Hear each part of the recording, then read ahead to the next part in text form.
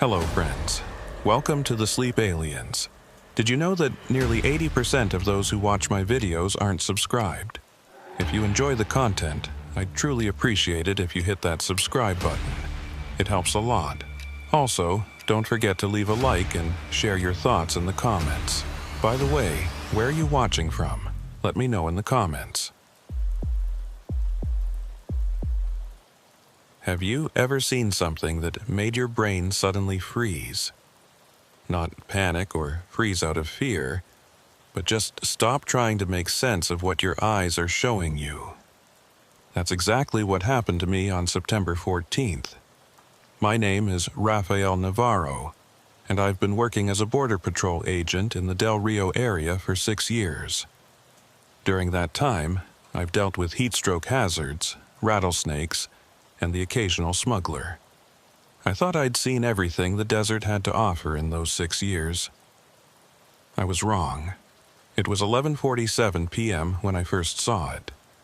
I know the exact time because I had reported my location to headquarters, as is standard procedure when patrolling alone along the distant fence lines. The temperature had dropped to 68 degrees, a welcome relief after a 94-degree afternoon. The sky was clear. The moon hadn't risen yet, and there was only the blanket of stars you could see when you were 50 miles away from the nearest town. I was driving west on the service road that runs parallel to the fence, doing maybe 30 miles per hour, windows down because the AC in the unit had been acting up for 2 weeks. Maintenance kept saying they'd fix it. The night air smelled like creosote and dust, that particular scent the desert gets when it's been baking all day and finally gets to breathe. That's when I saw the light. Right on the fence line. Not above it, not behind it, on it. Like someone had taken a perfectly round ball of white light about the size of a basketball and just hung it there. About 7 feet off the ground, maybe 30 yards ahead of my position. My first thought was someone had rigged up some kind of work light. Maybe maintenance was out here doing fence repairs and forgot to mention it. But that didn't make sense. No truck, no generator noise, no crew, just this light, perfectly still, perfectly round, hanging in the middle of nowhere. I slowed down to about 15 miles per hour. My hands doing that thing where they grip the wheel a little tighter without you telling them to. The light didn't move, didn't flicker. It just existed, like it had every right to be there. The rational part of my brain started cataloging possibilities. Reflection off something metallic on the fence. But reflection from what? My headlights? I killed them to check. The light stayed. Brighter, actually, now that there was no competition. It had this quality to it that I can't quite describe, like it was whiter than white should be, if that makes any sense. Clean. Pure. Wrong. I was about 20 yards away when something changed. Not with the light, with my truck. The engine sound shifted, got rougher, like it was struggling to remember how to be an engine. The RPMs dropped even though my foot hadn't moved on the gas pedal. The radio, which had been playing that god-awful country station that's the only thing that comes in out here, started making this sound. Not static, not exactly. It was more like layers. Like 10 different stations trying to come through at once, but none of them making it. Just creating this soup of almost sound. Almost voices. Almost music. The kind of sound that makes your teeth hurt. I eased off the gas, let the truck coast. 15 yards now. The light hadn't moved, hadn't reacted to me at all. Just hung there, perfectly spherical, perfectly motionless. I've seen Venus bright in the evening sky. I've seen helicopters with searchlights. I've seen flares, drones, weird weather balloons, ball lightning during monsoon season. This was none of those things. At 10 yards, my truck died, not stalled, died. The engine didn't cough or sputter, it just stopped, like someone had reached under the hood and disconnected the battery. All the dashboard lights went dark. The radio cut off mid-almost word.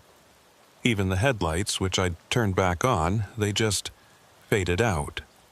Not clicked off, faded, like someone was turning a dimmer switch. But here's the thing that really got me. In that sudden silence, I could hear the desert. The real desert, the one you don't notice when you've got an engine running and radio playing. I heard wind through the fence posts, that low whistle they make. I heard something small scuttling through the brush, probably a kangaroo rat.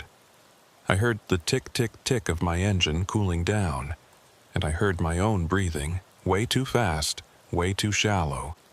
The light was still there, still hadn't moved.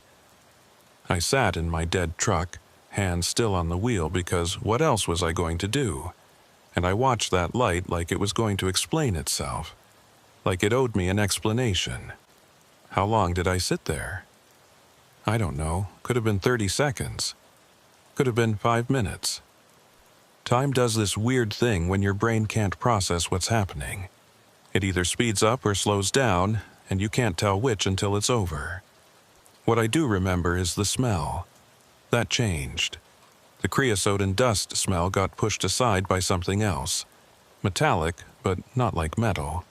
More like, have you ever had a really bad nosebleed, and you can taste that copper in the back of your throat? It was like that, but in the air. In my nose, my mouth, even in my eyes somehow. The light moved, not fast, not slow. It just shifted position, smooth as silk, from the fence to about 15 feet to my left. Same height off the ground, same perfect sphere, same wrong white color. It moved like it was on rails, like it knew exactly where it was going and physics was just a suggestion. My hand found the door handle. I don't remember deciding to get out. I don't remember thinking it was a good idea. But suddenly, I was standing next to my truck. Door open, feet on the dirt service road, and that light was right there 15 feet away, close enough that I could see it wasn't producing any kind of beam. No rays of light shooting out, no glow spreading across the ground. The light just was. Self-contained, impossible. I took a step toward it. Why? I've asked myself that question about 1,000 times since that night. Why would you walk towards something that just killed your truck and smells like blood metal and shouldn't exist? I don't have a good answer. Curiosity, maybe.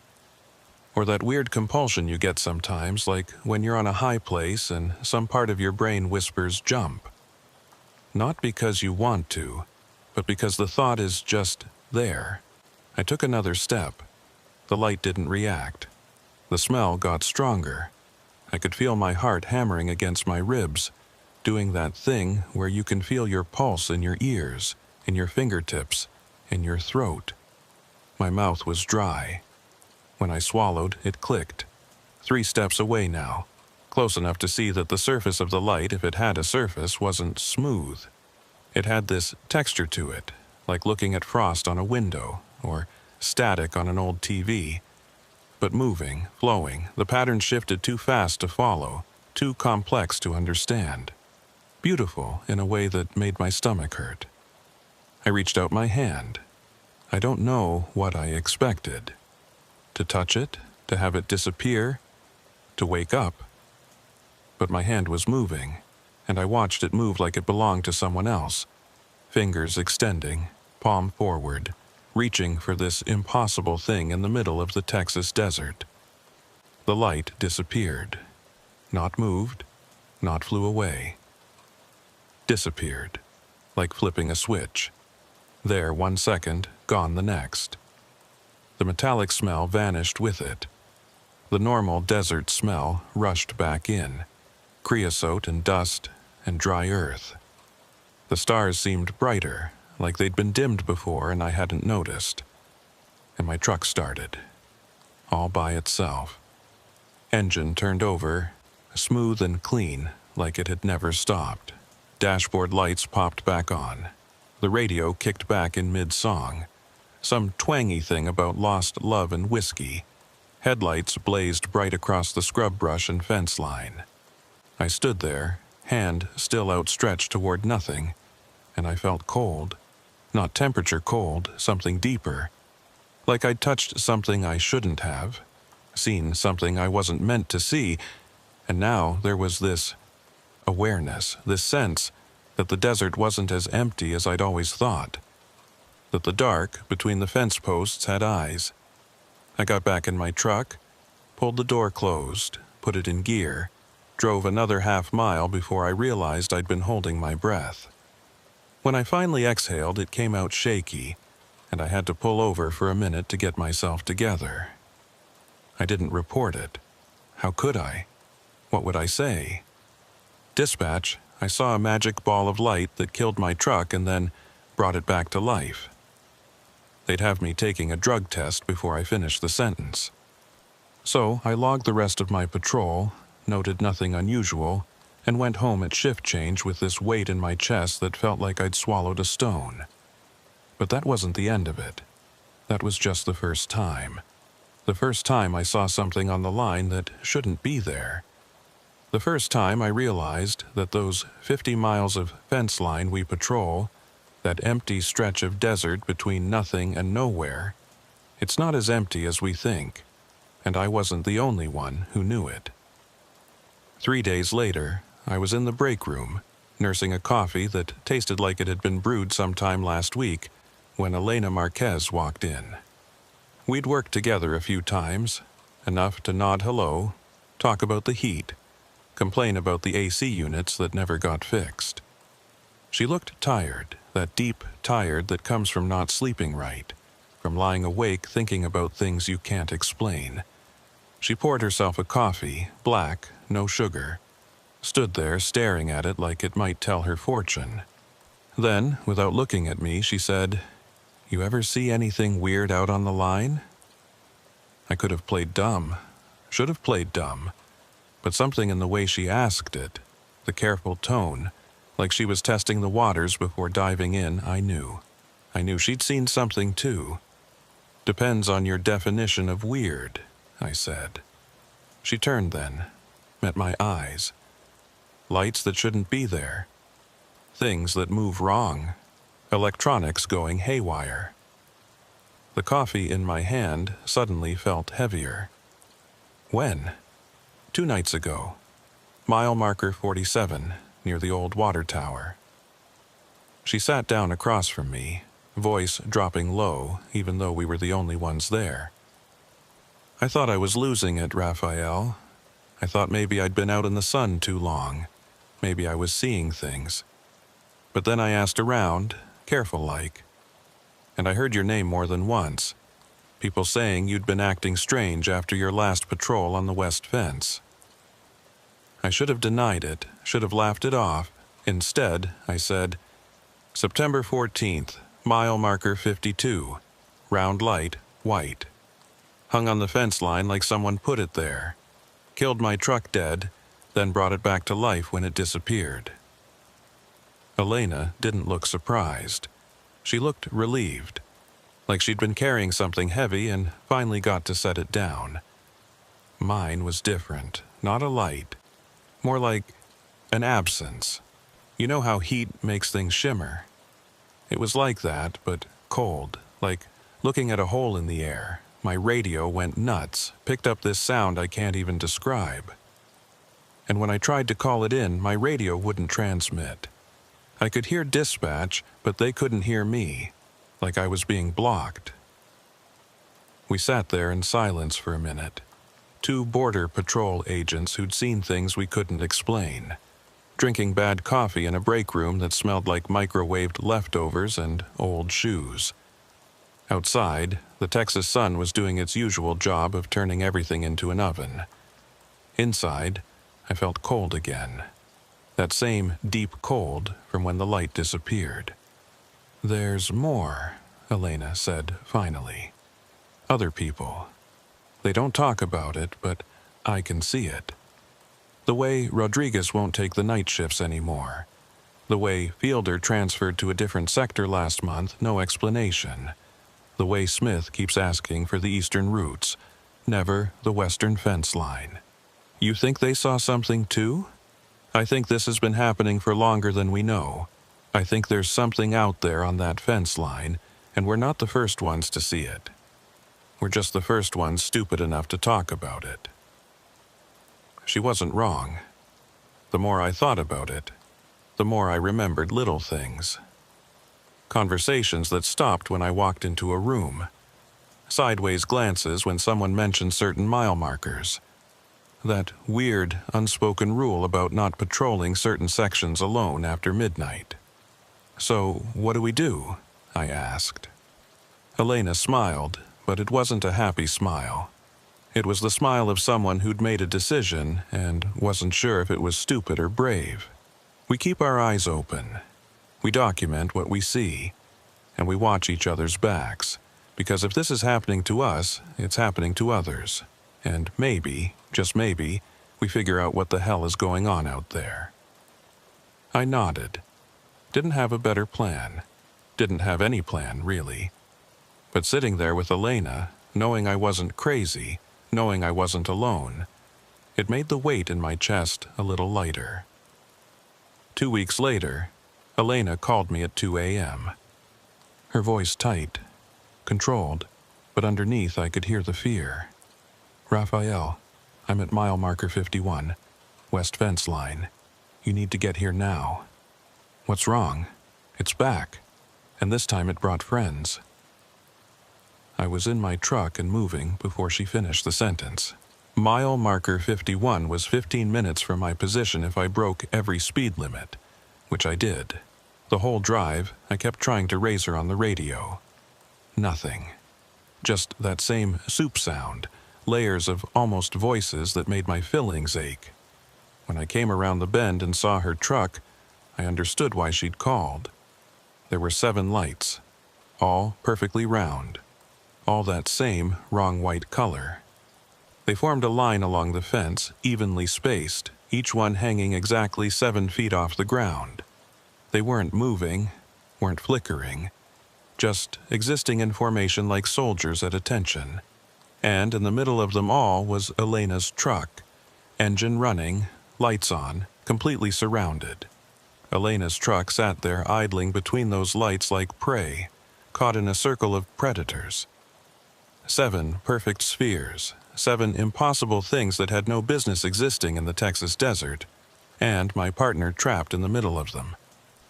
I pulled up about 50 yards back, killed my engine but kept my lights on, trying to give her some sense that help had arrived, even though I had no idea what help looked like in this situation. My radio crackled. Her voice came through, thin and stretched. "Raphael, don't get out, don't—" Static swallowed the rest.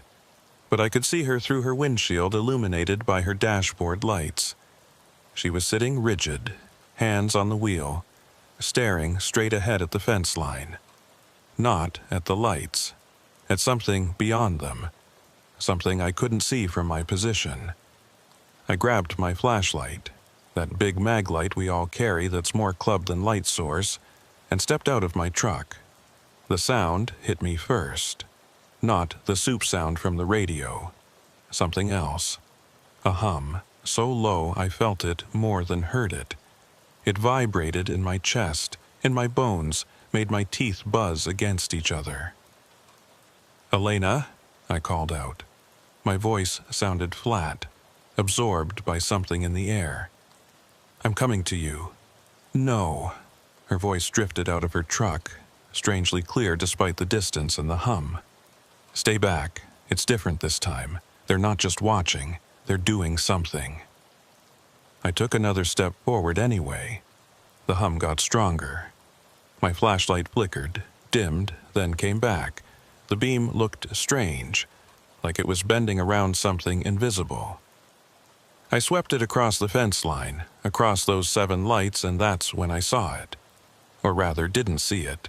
Between the 4th and 5th light, there was a gap in the world. I don't know how else to describe it. Not darkness, not shadow. An absence, like someone had taken an eraser to reality and just rubbed out a chunk of it. Looking at it made my eyes water, made my brain stutter trying to process what it wasn't seeing. "You see it?" Elena's voice again, still strange and clear. Yeah, what is it? I don't know, but watch. Just watch. The gap moved. Slow, fluid, like oil spreading across water. It slid along the fence line, passing through the posts without disturbing them, flowing between the lights like they were marking its path. As it moved, I could see things behind it. The normal desert, the scrub brush, the stars. But they looked wrong, distorted, like looking through old glass. And then I saw the animals. At first, I thought my eyes were playing tricks. Little movements in my peripheral vision, there and gone. But when I focused, really looked, I could see them.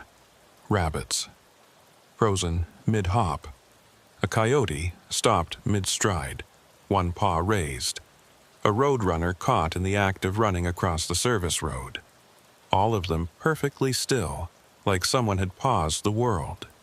Elena, the animals, I know. They've been like that since the lights showed up. Everything just stopped. Everything except us. My skin crawled. That's not a metaphor. It literally felt like things were moving on my skin, like insects except there was nothing there. The hum changed pitch, went higher, and the gap in the world expanded. Now it was wider than a doorway, tall as a man, hanging in the air about 10 feet from Elena's truck. Through it, I could see movement. Shadows that didn't match any light source. Shapes that my eyes kept sliding off of, unable to find edges or recognize forms. And behind those shadows, or maybe inside them, there was light. Not the white of the spheres. This was different. Blues and greens and colors I don't have names for, swirling together like oil on water. Raphael. Elena's voice had changed. Calmer now, almost dreamlike. I can hear them. Hear who? What are they saying? Not words, not exactly. More like concepts, ideas they're trying to communicate, but we don't have the framework for it. It's like they're speaking in mathematics, and all I can do is feel the shape of it. I wanted to tell her that didn't make sense, but nothing about this made sense. I took another step toward her truck. The 7 lights brightened suddenly, simultaneously, and the hum became a pulse. Once, twice, 3 times. Each pulse made the air shimmer, made my vision blur, made my heart skip a beat to match the rhythm. The frozen coyote fell over. Just collapsed, like a puppet with cut strings. The rabbits did the same, thumping to the ground mid-hop. The roadrunner dropped and didn't move. I watched it happen, watched life just leave. No struggle, no sound, just there 1 second and gone the next. Elena, we need to get you out of there. I can't move my hands. Her voice still had that dreamy quality, but now there was an edge of panic underneath. Raphael, I can't move my hands. They're stuck to the wheel. It's like they're frozen, but I can still feel them, and I can't make them let go. That broke through my paralysis.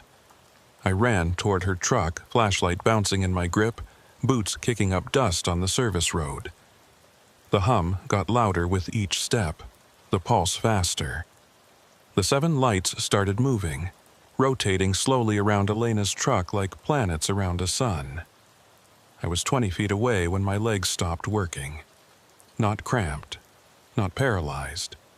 They just stopped obeying me. I could feel them, could feel the ground under my boots, but when I tried to move forward, nothing happened. My momentum carried me down to 1 knee, and I stayed there, kneeling in the dirt like I was praying to those lights. The gap in the world expanded again. Now it was huge, maybe 15 feet across, and through it I could see more of those impossible colors, more of those sliding shadows. And something else, something that looked almost like a structure. Walls, corridors. I couldn't make sense of the geometry. Everything seemed to fold in on itself, exist in too many directions at once. They're asking something. Elena's voice drifted out, distant now, like she was talking from the bottom of a well. I can feel the question. They want to know if we understand, if we can understand. But I don't know how to answer them. I don't know what answer they want. Elena, fight it. You need to fight it. Fight what? There's nothing to fight. They're not hurting me. They're not even touching me. They're just observing, measuring, trying to figure us out like we're trying to figure them out. The lights stopped rotating. All 7 of them brightened to the point where I had to look away, had to close my eyes against the glare. But even with my eyes closed, I could still see them. The light penetrated my eyelids, turned the world red behind them, and I could see the shape of the lights burned into my retinas. When I opened my eyes again, everything had changed. The gap was gone, the lights were gone, the hum had stopped, the pulse had stopped. The only sound was the wind through the fence posts and Elena's truck engine, still idling, still running like nothing had happened. My legs worked again. I scrambled up and ran the rest of the way to her truck, yanked open the driver's door. Elena was still sitting there, hands on the wheel, staring straight ahead. But when I touched her shoulder, she flinched, blinked, turned to look at me with eyes that took a second to focus. "How long?" she asked. Her voice was hoarse, like she'd been screaming even though I never heard her scream. I checked my watch, 2:47 a.m. 45 minutes from when you called me. "No." She shook her head, slowly pulled her hands off the wheel. Her fingers left impressions in the steering wheel cover, deep grooves like she'd been gripping it hard enough to deform the material. It felt like hours. I was sitting here for hours, Raphael. I watched the sun come up and go down 3 times. I watched seasons change. I watched the desert bloom and die and bloom again. How is it only 45 minutes? I didn't have an answer for that. I helped her out of the truck and she nearly fell when her feet hit the ground. Her legs shook, and I had to support her weight until she got steady. We stood there next to her truck, looking at the fence line where those lights had been, where that gap had opened up in the world. The dead animals were still there. The coyote, the rabbits, the roadrunner, all lying where they'd fallen, no visible wounds, no signs of trauma. Just dead. "We need to report this," I said. But even as I said it, I knew we wouldn't. Knew we couldn't. Who would believe us? We'd sound insane. Worse, we'd sound like we were making excuses for abandoning our posts, for failing to do our jobs. Elena pulled away from me, stood on her own. She walked over to the coyote, knelt down next to it, reached out like she was going to touch it, then pulled her hand back. "You feel that?" "Feel what?" "The air. It's different here. Where the lights were, it's thicker, heavier, and it smells." I walked over, and she was right. The air did smell different. That metallic blood scent from before, but underneath it was something else. Ozone, maybe? Like after a lightning strike? But sweeter. Almost pleasant. Almost. "What do you think they wanted?" Elena asked, standing up, dusting off her knees. "You said they were asking something, if we understood." "But understood what? What we saw? What they are? Why they're here?" She turned to look at me, and in the combined glow of our headlights I could see how pale she was, how drawn. Or maybe they were asking if we understood what's about to happen. A chill ran down my spine that had nothing to do with the desert temperature. "What do you mean?" "When I was sitting there, when they were observing me, or measuring me, or whatever they were doing, I got this sense, this feeling. They weren't just curious about us. They were preparing for something, testing us, seeing if we could handle." She stopped, shook her head. "I don't know. Maybe I'm reading too much into it. Maybe my brain just tried to create meaning where there wasn't any." "But you don't think so?" "No, I don't think so." We stood there a while longer, neither of us wanting to get back in our trucks, neither of us wanting to continue our patrols alone. Finally, Elena broke the silence. "I'm calling in sick tomorrow. Taking a few days, maybe a week. I need to process this, figure out what it means." She looked at me. "You should do the same." "Can't. Short-staffed. Rodriguez is out, Fielder transferred, and Smith refuses to take the night shifts. If I call in sick too, they'll have nobody for the western fence line." "Good. Let it go unpatrolled. Let someone else see what we saw. Let it be someone else's problem for a change." But I couldn't do that. Something about those lights, that gap, the way Elena described feeling like they were preparing for something. It made me feel responsible.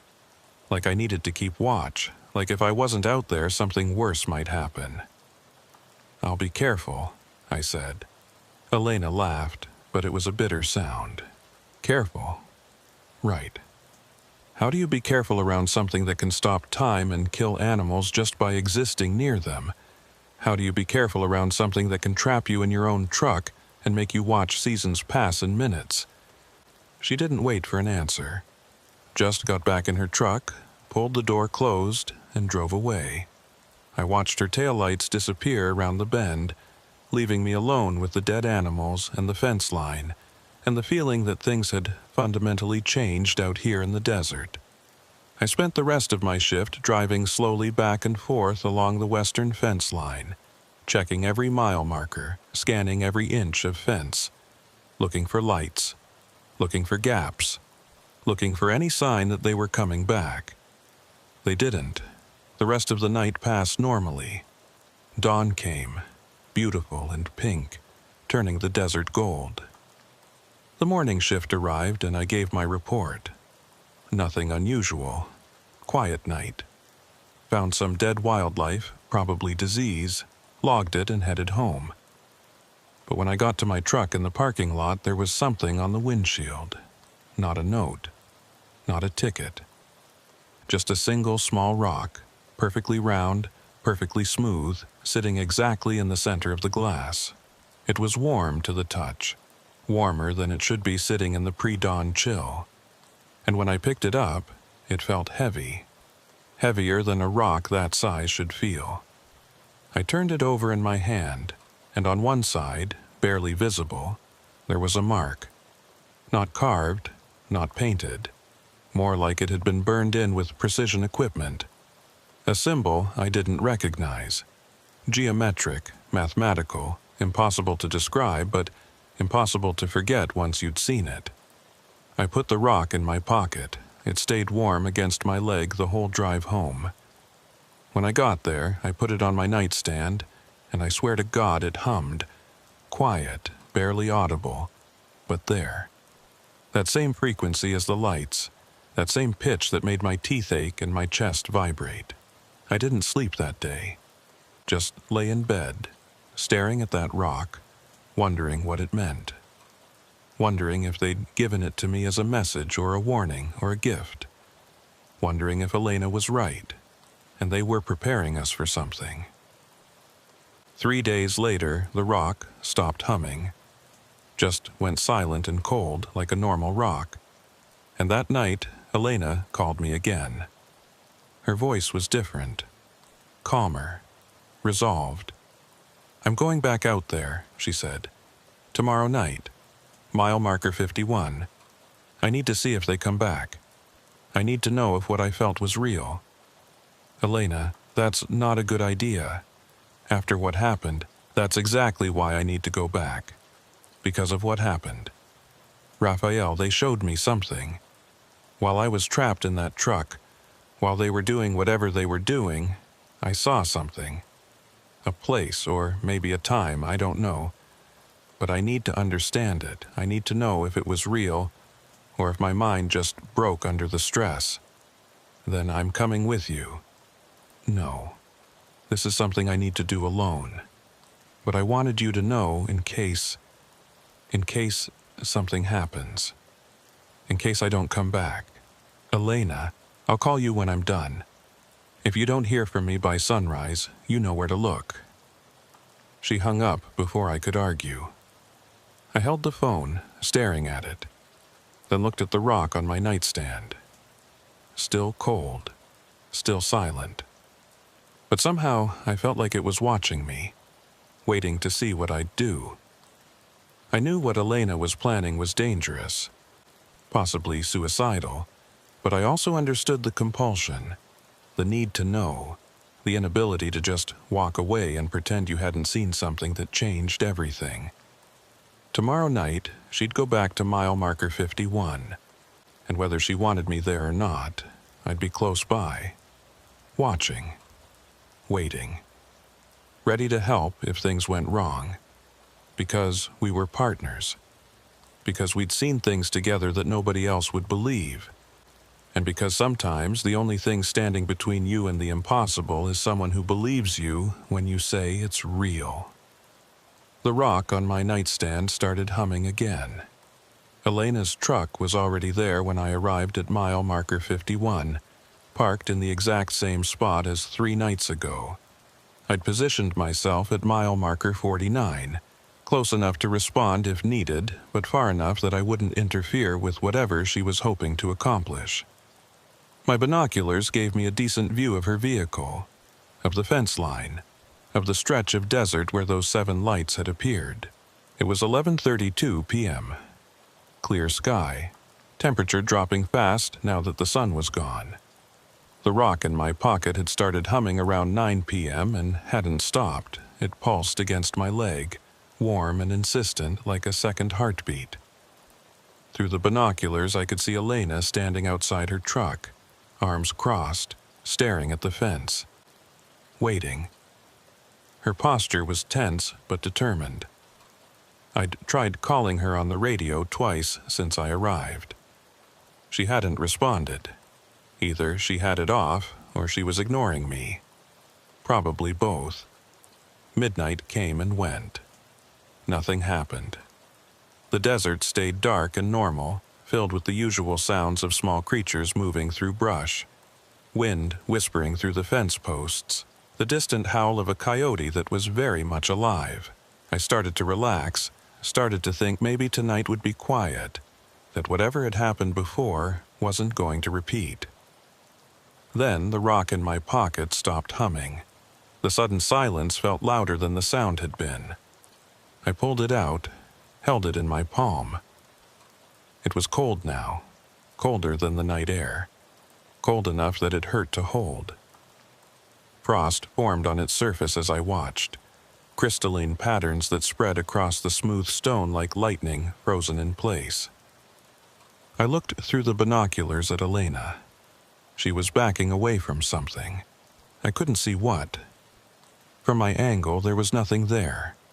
Just empty desert, dark fence line, her truck with its lights still on. But she was moving backward, slow and careful, hands raised like she was trying to calm down a spooked animal. My radio crackled. Her voice came through, barely a whisper. "Raphael, it's here. It's different, but it's here. What is it? I don't see anything. You're not close enough. It's not the lights this time." It's static consumed her words. When it cleared, she was saying, "Inside the fence, on the other side, but also on this side. I don't think it understands borders. I don't think it cares about borders." I grabbed my flashlight and ran toward her position. The cold rock bounced in my pocket, frost patterns spreading up my pants leg where it touched. Each step felt harder than the last, like I was running uphill even though the service road was flat. The air thickened around me, became harder to breathe, and that familiar metallic blood scent filled my nose. "Elena, get back in your truck. It's not dangerous. I don't think it's dangerous. It's just present. It wants to show me something." I was close enough now to see what she was seeing, and my brain stuttered trying to process it. The fence was wrong. Not broken, not cut. Wrong. The metal posts bent in directions that metal shouldn't bend, curving through angles that didn't exist.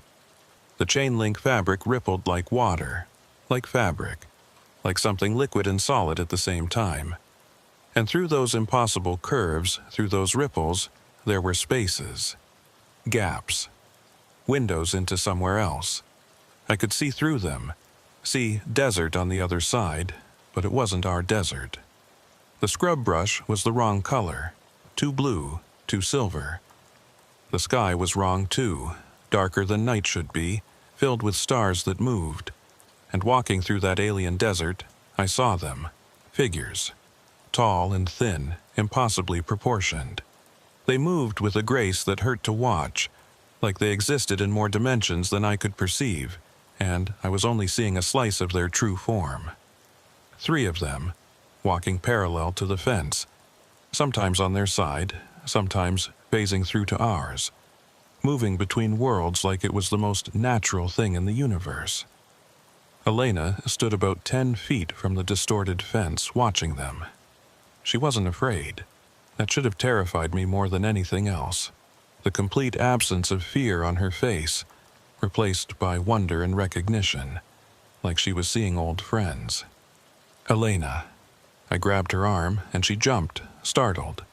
For a second, she looked at me like she didn't recognize me. Then her eyes focused, and she was back. Raphael, did you see them? Yeah, I saw them. We need to leave now. But they're trying to communicate. They're showing me things. Not words, not language like we use it. More like memories, experiences. They're giving me pieces of their understanding. Elena, you're not making sense. Because I don't have the words. She pulled away from me, frustrated. How do you explain color to someone who's been blind their whole life? How do you describe music to someone who's never heard? That's what they're trying to do. They're trying to give us context we don't have, show us reality we can't normally perceive. One of the figures stopped walking. It turned, or seemed to turn, toward us. The movement was all wrong, too fluid, too many joints in places joints shouldn't be. When it faced us, I couldn't see features. Just a suggestion of a face, a ghost of a form that my eyes kept sliding off.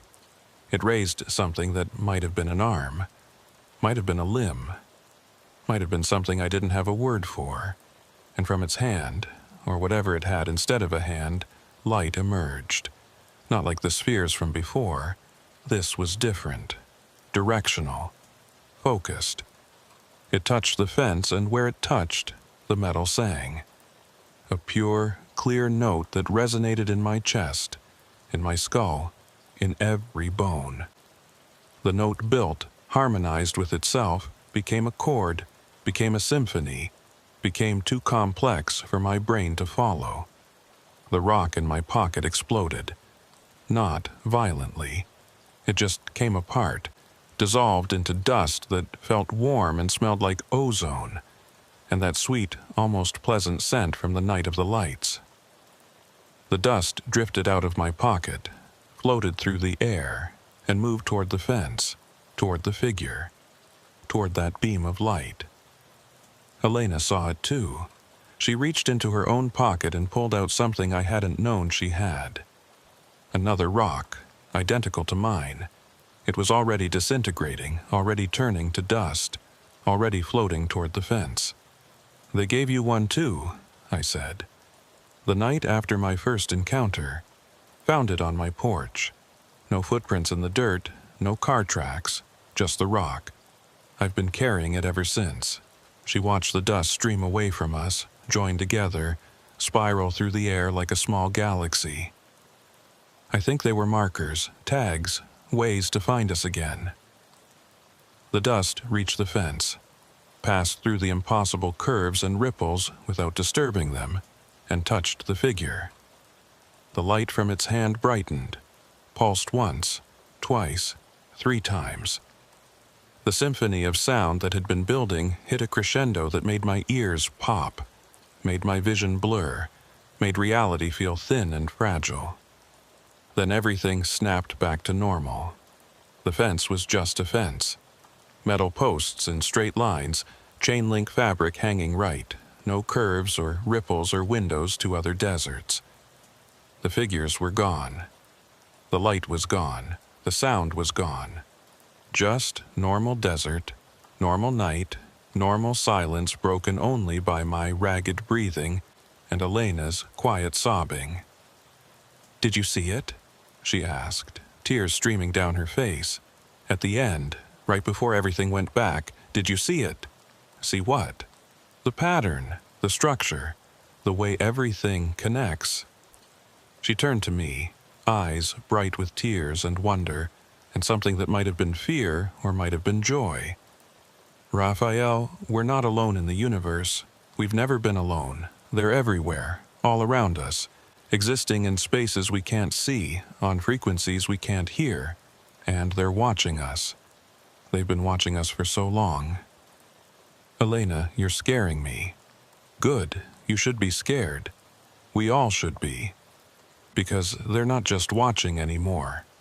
They're preparing us, getting us ready for—" She stopped, shook her head. "I don't know what. I saw it, but I can't hold on to it. It's like trying to remember a dream after you wake up. The harder I try, the faster it slips away." I guided her back to her truck, helped her sit down in the driver's seat. Her hands were shaking. So were mine. We sat there in silence for a while, doors open, desert air washing over us, trying to make sense of what we'd seen. "This is going to keep happening," Elena said finally. "Isn't it? This wasn't the last time, this is just the beginning." I wanted to tell her she was wrong, wanted to say it was over. We could go back to normal patrols and normal problems like smugglers and broken AC units. But I'd seen what she'd seen. Felt what she'd felt. And deep down, in a place I didn't want to examine too closely, I knew she was right. "What do we do?" I asked. "We keep watching, keep documenting, keep trying to understand." She looked at me, and her expression was determined. "And we find the others, the other patrol agents who've seen things, the ones who transferred or quit or refused to work certain sections. We find them, and we compare notes, and maybe together we can piece together what's really happening out here." "Rodriguez." "What?" "Rodriguez. He stopped taking night shifts about 4 months ago, right around the time he requested a transfer to the eastern fence line. I never asked why, just figured he had personal reasons." I thought back to those weeks, to the way Rodriguez had looked tired, drawn, jumpy. "You think he saw something?" "Only one way to find out." We spent the rest of the night together, patrolling the western fence line in tandem, staying in radio contact, checking in every 15 minutes. Nothing else happened. No lights, no gaps, no figures walking through bent reality. Just normal night patrol, boring and uneventful. But when dawn came and we headed back to base, I noticed something. Dead animals along the fence line. Not in one spot like before, but scattered. A rabbit here, a bird there, a snake further down. All dead, without visible cause, all positioned like they'd just stopped living mid-motion. Elena saw them too. We documented each one, took photos, marked GPS coordinates.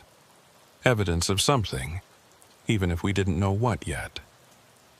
Proof that we weren't crazy, that something real and measurable was happening out here. When we got back to base, Rodriguez was in the parking lot, loading boxes into his truck. His transfer had gone through. He was leaving today, heading to the eastern sector, getting away from the western fence line. I approached him carefully. "Hey, Rodriguez, got a minute?" He looked at me and I saw it. Recognition. Fear. He knew why I was asking, knew what I'd seen because he'd seen it too. "I can't talk about it," he said, voice low. "They made me sign papers, non-disclosure.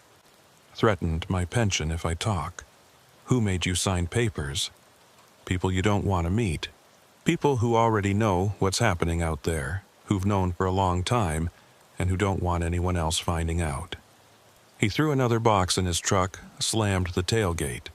My advice? Forget what you saw. Request a transfer. Get out while you can. We can't do that. Rodriguez laughed, bitter and tired. Yeah, that's what I said too, at first. But you will. Eventually. When you've seen enough, when you've lost enough sleep, when you start wondering if your mind is playing tricks on you or if reality is actually that broken, you'll transfer, you'll quit, you'll do whatever it takes to get away from that fence line. He climbed into his truck, started the engine. Before he drove away, he rolled down his window.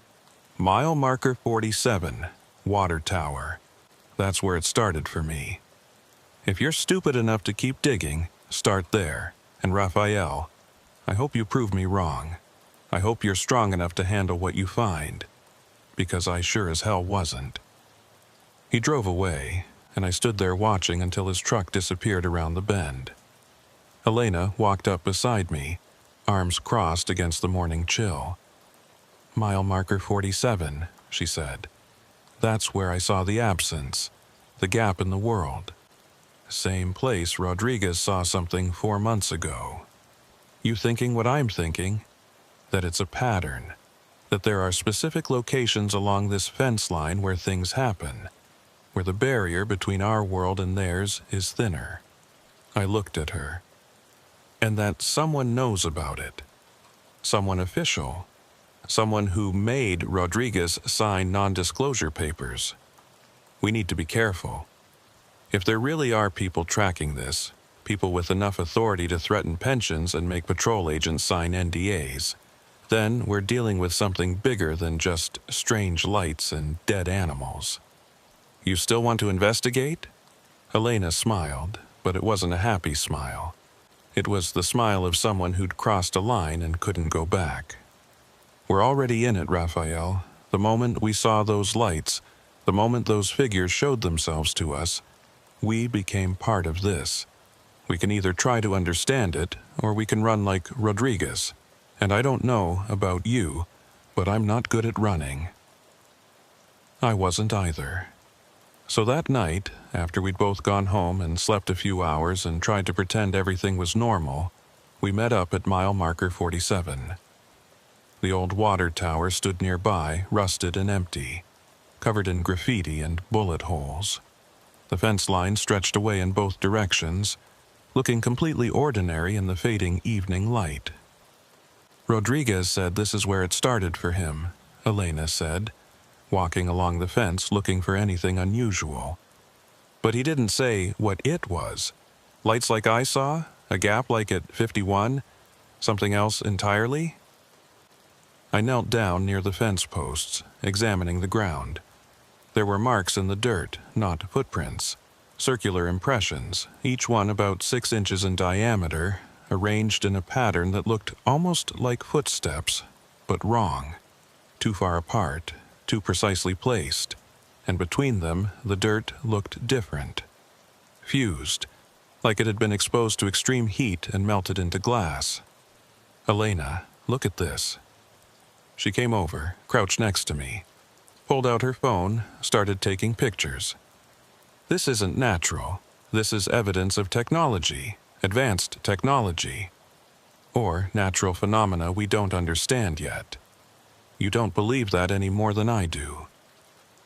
She was right. I didn't. Those marks, that fused dirt, the precise pattern, it all spoke of intelligence, of purpose, of visitation. The sun set while we documented the site. Darkness fell fast in the desert, and without city lights to pollute it, the stars came out in full force. Beautiful. Infinite. Terrifying when you knew what might be watching from between them. That's when we heard it. Not the hum from before, not the pulse. This was different. A voice? Not quite.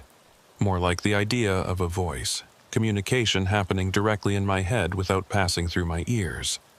We see you seeing us. Elena grabbed my arm. You heard that too? Yeah, I heard it.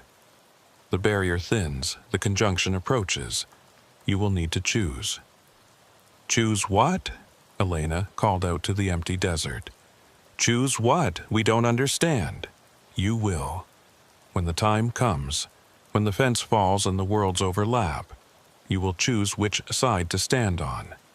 The voice, or the presence, or whatever it was, faded. Silence rushed back in, normal, desert night sounds returning like they'd never left. But the air felt charged, electric, like right before a thunderstorm. Raphael? Elena's voice was shaking. What the hell was that? I don't know, but it sounded like a warning, or a prophecy, or a threat, or... She stopped, looked at the fence line, at the fused dirt, at the impossible marks in the ground. What if this isn't just about UFOs or aliens or whatever we want to call them? What if there's something bigger happening? Something that's going to affect everyone, not just us? The fence posts creaked in a wind that I couldn't feel. The stars seemed brighter than before, closer, like they were leaning down to listen. And in the distance, barely visible, I saw lights. 7 of them, moving along the fence line toward us. Slowly, deliberately, like they had all the time in the world. We ran, not proud of it, but there's no point lying.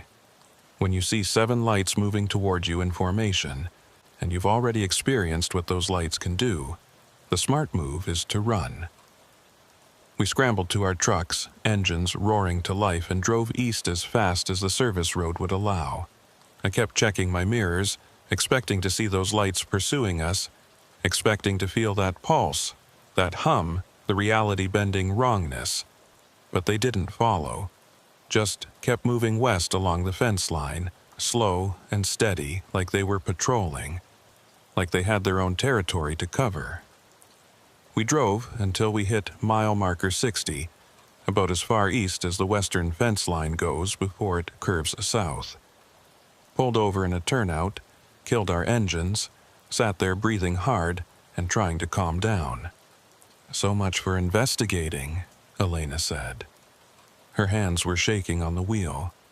So much for being brave and facing the unknown. We're still alive, that counts for something. Does it? Because the more I think about what that voice said, the less I want to be alive to see what happens when the fence falls. What does that even mean? I'd been wondering the same thing. The fence was just a fence, metal posts and chain-link fabric meant to mark borders and slow down illegal crossings. But after everything we'd seen, after the way reality bent around it, after those figures walking through it like it was made of water, I was starting to think the fence meant something more. Something bigger. Maybe it's not about this fence, I said. Maybe it's metaphorical. The fence between worlds, between realities, between whatever they are and whatever we are. And when that fence falls, we have to choose sides. Elena laughed, but there was no humor in it. What kind of choice is that? How are we supposed to choose when we don't even understand what we're choosing between? My radio crackled. Dispatch calling, routine check-in. I responded, gave them our location, reported all quiet. Normal night patrol. Nothing to see here. When I signed off, Elena was looking at me with an expression I couldn't quite read.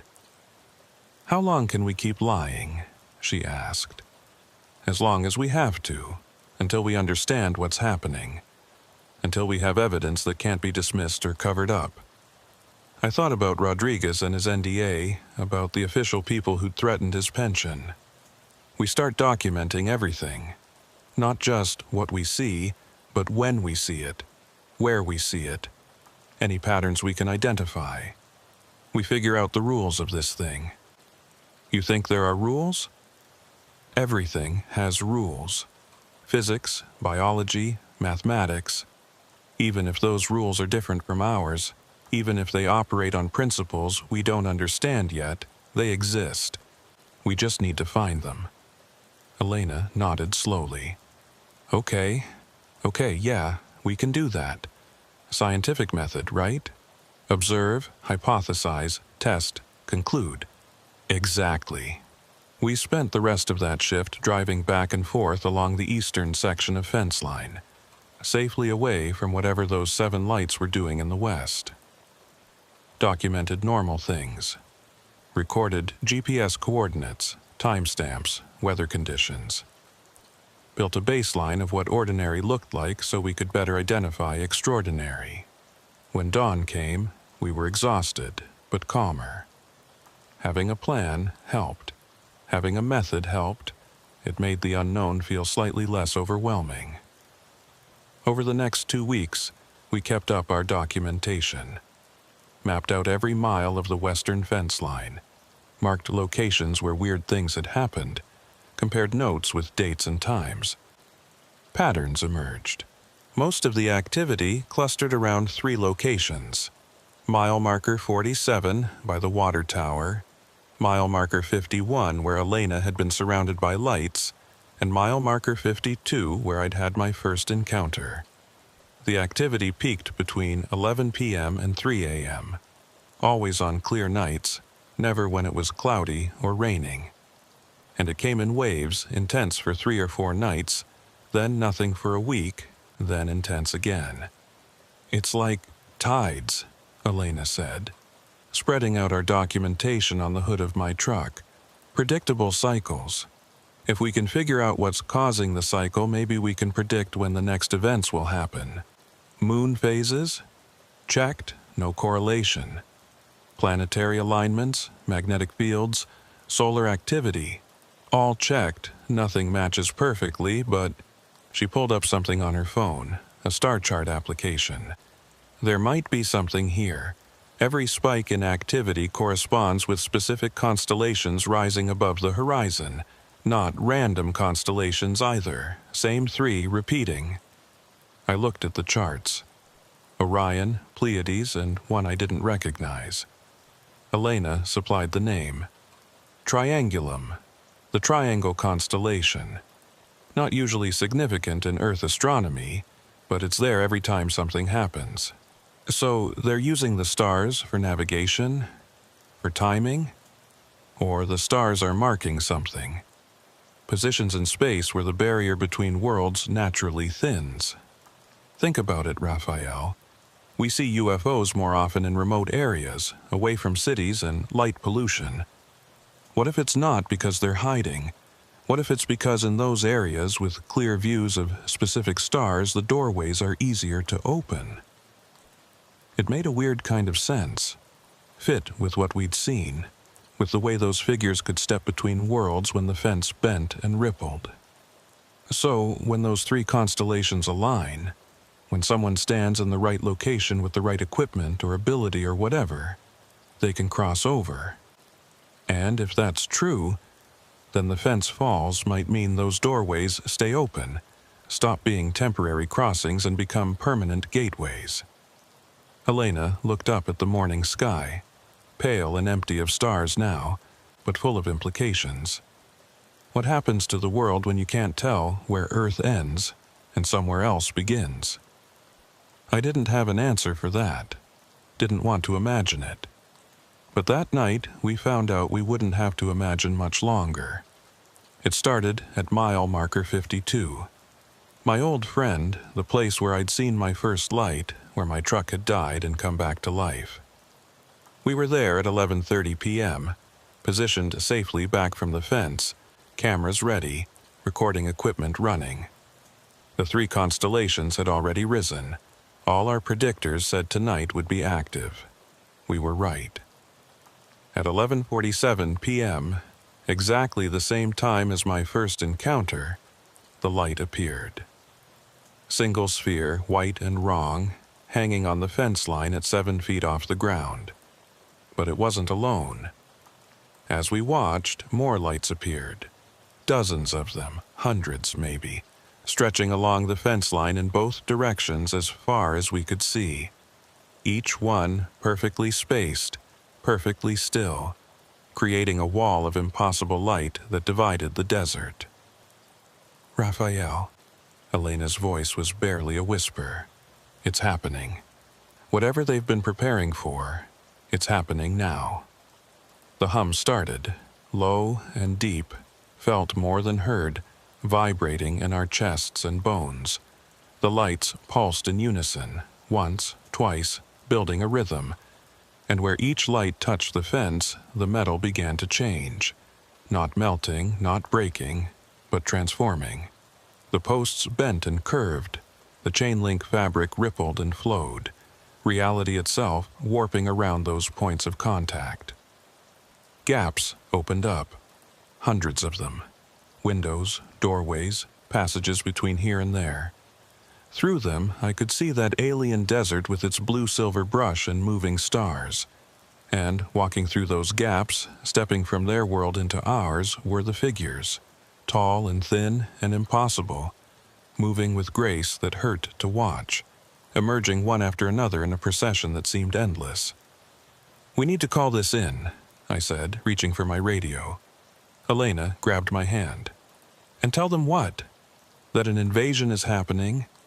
That the fence line is being used as a doorway for alien visitors? They'll think we're insane. Someone needs to know." "Someone already knows, Raphael. Remember Rodriguez? Remember the NDA? Whoever made him sign those papers, they're watching this. They know exactly what's happening. Probably have known for years." She was right. Had to be.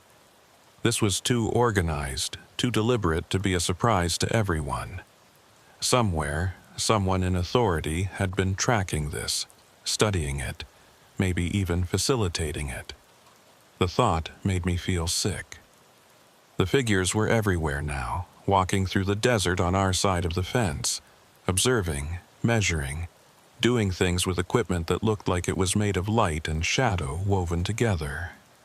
They weren't threatening, weren't aggressive, just present, conducting their business with calm efficiency, like this was normal for them, like stepping between worlds was as routine as crossing a street. One of them approached our position. Tall, maybe 8 feet, proportioned all wrong, but moving with perfect balance. When it got close, about 20 feet from our trucks, it stopped. Stood there looking at us, or seemed to look at us. Hard to tell without visible eyes, without features I could focus on. The voice came again, that direct-to-brain communication that bypassed ears and language. "You are the watchers, the ones who see." Elena stepped forward before I could stop her. "Yes, we see you. We've been watching. We've been trying to understand. Understanding comes through choice, through decision. The barrier falls not through force, but through acceptance. Your species must decide if the separation continues or ends." "Why us?" I found my voice, stepped up next to Elena. "We're just border patrol. We're nobody. Everyone is someone. Every choice matters. We show ourselves to those who are ready to see, who stand at the margins, who already live between worlds in their work and thoughts." I thought about that. We did live between worlds in a way.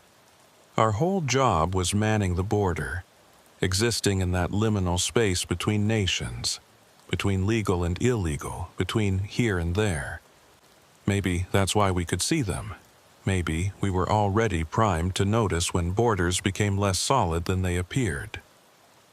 "What happens if we choose wrong?" Elena asked. "There is no wrong choice, only different paths. In one path, the barriers remain. Your world stays isolated, protected, but alone. In another, the barriers dissolve. Your world joins the larger community, connected but exposed to all that connection brings. And you're showing us this so we can, what, vote? Decide for all humanity? We show you so understanding spreads. So choice becomes informed rather than fearful. Others see in other places, at other barriers. Many watchers, many choices, all contributing to the whole." The figure raised its hand, or appendage, or whatever it was. Light spilled from it, coalesced into shapes, images, information downloaded directly into my brain. I saw other fence lines, other borders around the world, glowing with activity. Saw other patrol agents, other guards, other watchers standing at those margins having conversations like this one. Saw the web of light connecting all of it, spanning the globe, creating a network of understanding. This is global, Elena breathed. This is happening everywhere at once. The conjunction is not local. The stars align for all of Earth, not just for one desert. When the fence falls, it falls everywhere. When the choice is made, it is made by everyone. How long do we have? I asked. Before the choice has to be made. Time enough. The barrier thins slowly. Years, perhaps decades by your measure. But the process has begun and cannot be stopped, only guided. Choose well, watchers, choose with wisdom. The figure stepped back, turned, walked toward one of the gaps in the fence. Before it passed through, it stopped, looked back at us one more time. And I felt something, not words, not images, just emotion. Hope, concern, curiosity. Something that suggested they weren't just conducting an experiment on us. They were invested in the outcome, cared about what we decided.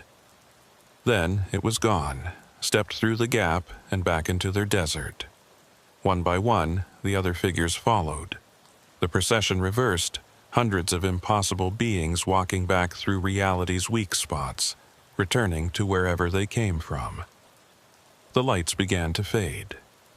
The hum decreased, the pulse slowed. The fence stopped rippling, stopped bending, solidified back into normal metal and chain link. Within minutes, everything looked ordinary again. Just desert, stars, and 2 border patrol agents standing next to their trucks, trying to process what they'd witnessed.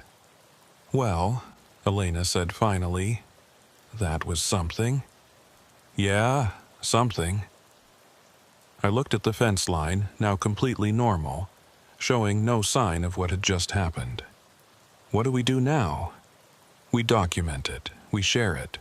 We find the other watchers and compare notes, and we think about what choice we want to make when the time comes. She turned to me. Because that time is coming, Raphael.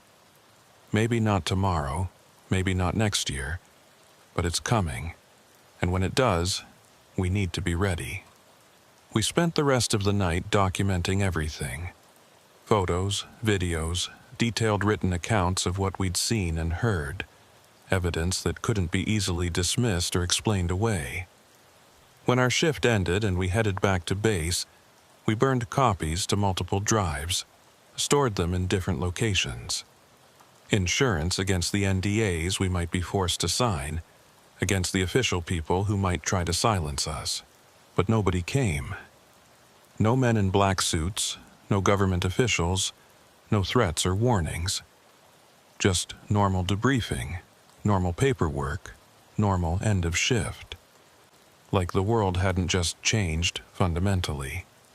Like the fence line wasn't now a proven gateway to somewhere else. Rodriguez called me 3 days later. I hadn't given him my number, but somehow he had it. You saw it, he said. No greeting, no preamble, just flat statement of fact. Yeah, we saw it.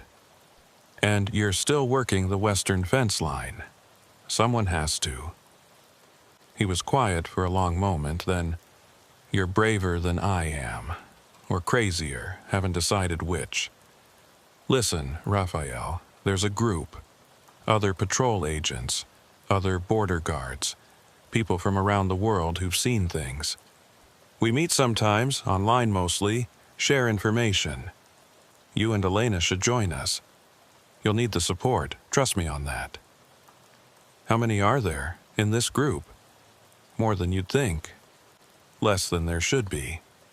Most people who see things either convince themselves it didn't happen, or they run like I did, or they get silenced by the officials. But a few of us, we stick around. We watch. We document. We try to understand. He gave me a website, encrypted, hidden behind layers of security. Check it out. See if it's for you. But Raphael, be careful. Just because we haven't been shut down yet doesn't mean we won't be. Someone knows what we're doing. Someone is always watching. I shared the information with Elena. That night, after our shift, we logged onto the site from her apartment. What we found there was overwhelming. Hundreds of documented encounters, thousands of photos and videos, detailed analyses of patterns and cycles and locations, all collected by people like us, watchers at the margins, trying to make sense of the impossible. We read through accounts from border guards in Mongolia, coast guards in Japan, park rangers in Australia, all of them describing similar experiences. Lights, gaps, figures, that same direct communication. All of them told about the choice coming, the barrier falling, the conjunction of worlds. It really is global, Elena said, scrolling through the reports. And it's been happening for so long, decades, maybe centuries if you believe some of these historical accounts. So why now? Why is it intensifying now? Maybe we're finally reaching the tipping point. Maybe enough people have seen, enough watchers have been prepared, that the choice can finally be made. She looked at me. What are you going to choose, Raphael? When the time comes? Barriers up or barriers down? I thought about it. Thought about everything I'd seen, everything I'd experienced. Thought about those figures walking through our desert, calm and purposeful and not overtly threatening. Thought about the voice saying we'd join a larger community, connected but exposed. I don't know, I said honestly. Part of me wants to keep the barriers up, keep Earth isolated and safe and familiar. But another part, the part that stood at that fence line and watched them walk between worlds, that part is curious. That part wants to know what's out there, what we're missing, what we could learn. Yeah, me too. Elena closed the laptop. I guess we have time to figure it out. Years, maybe decades, that's what they said. But I wasn't so sure. The way things were accelerating, the way more people were seeing more things with greater frequency, I had a feeling the choice was coming sooner than any of us expected. And when it came, when the fence finally fell and stayed fallen, we'd all have to decide where we stood. That was 6 months ago. Since then, activity along the fence line has continued. Not every night, but often enough that it's become almost routine. We see the lights, we document them. We watch the figures cross between worlds. Other patrol agents have started seeing things too, joining our informal network of watchers. The official people still haven't intervened, which either means they're allowing this to unfold naturally, or they're preparing some kind of response we haven't seen yet. Elena and I still work the western fence line, still patrol mile markers 47, 51, and 52, still stand at the margin between here and there, watching the stars, waiting for the next conjunction. The rock they gave me never came back. Maybe it served its purpose, marked me for contact, and wasn't needed anymore. Or maybe it's still there in the form of dust floating in the atmosphere, invisible but present. Last night, I saw something new. Not lights, not figures, not gaps in reality, just the fence itself, ordinary chain link and metal posts, but when I looked at it a certain way, in a certain light, I could see through it. Not to the Mexican side, but deeper, to that alien desert with its blue-silver brush, to their world, visible through ours, occupying the same space but shifted, offset by some dimension I don't have the math to describe. The fence is still there, but it's becoming transparent. The barrier's thinning not because it's being destroyed, but because we're learning to see through it. And when enough people can see through it, when enough watchers understand that the border was always more permeable than we believed, maybe that's when the choice will be forced. Until then, we watch. We document. We stand at the margins between worlds and try to understand what's coming. Because something is coming. The conjunction approaches, the stars align more frequently, and the fence gets more transparent every time I look at it.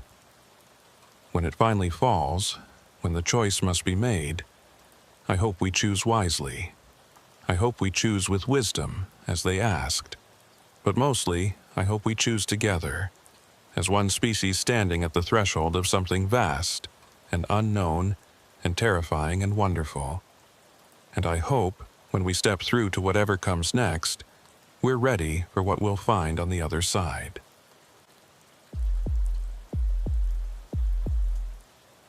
My name is Miguel Hartman, and I've been flying for Border Patrol for 8 months now.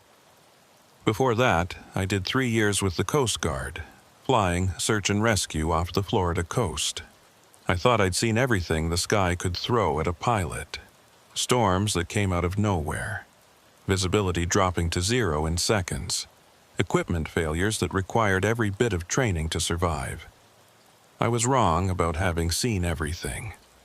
This happened on October 3rd, during what should have been a routine training flight.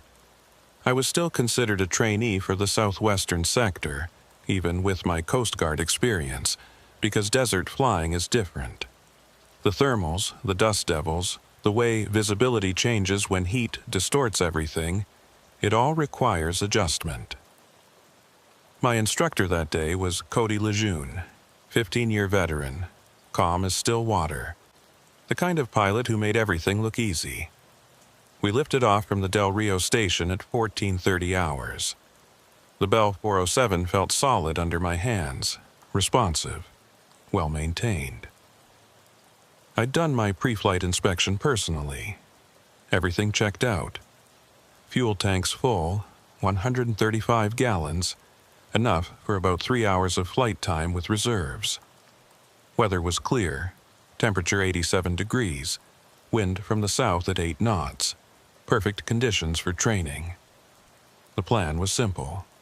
Fly west along the fence line, practice low-altitude surveillance techniques, work on identifying ground features that might indicate crossing activity. Standard patrol procedures, just with Cody watching every move, ready to take controls if I messed up. We were 20 minutes into the flight when I first noticed something odd. "Cody," I said, keeping my voice level, "you seeing what I'm seeing on the fuel gauge?"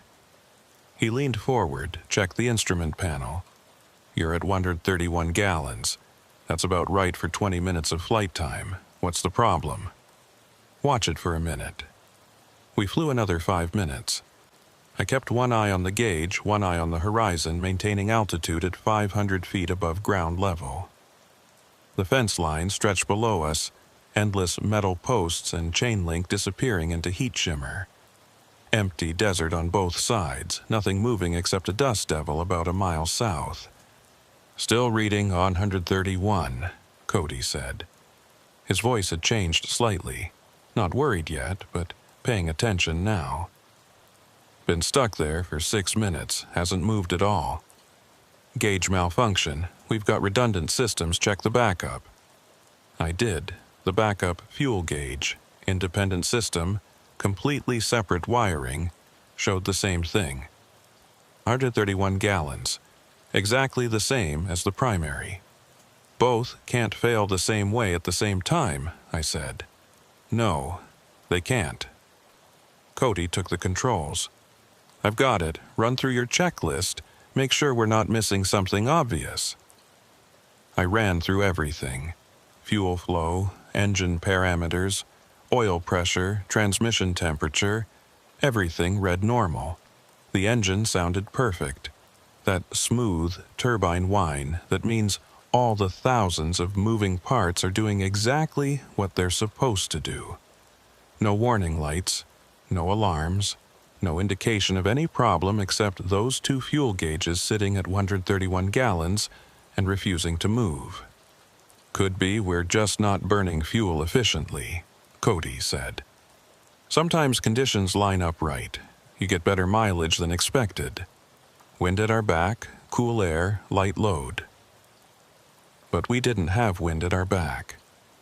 The wind was from the south, almost perpendicular to our flight path, and the air wasn't cool, it was hot, which makes engines work harder, burn more fuel, and our load wasn't particularly light. We had standard equipment plus Cody's extra 190 pounds. We'll keep going, Cody decided, but we're watching it close. Anything else acts weird, we turn back immediately. We flew west for another 30 minutes. The fuel gauge didn't move. Still 131 gallons on both systems.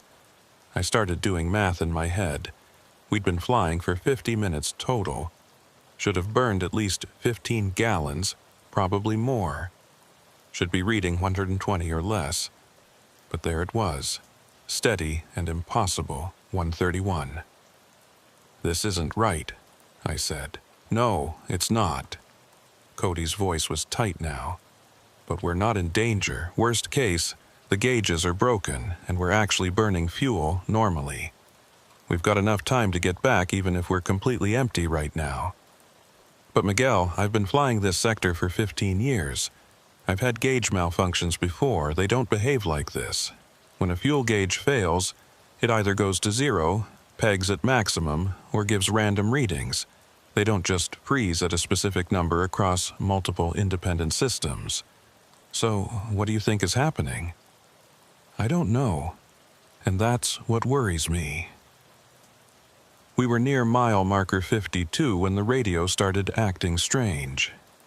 Not dead, not static, just strange.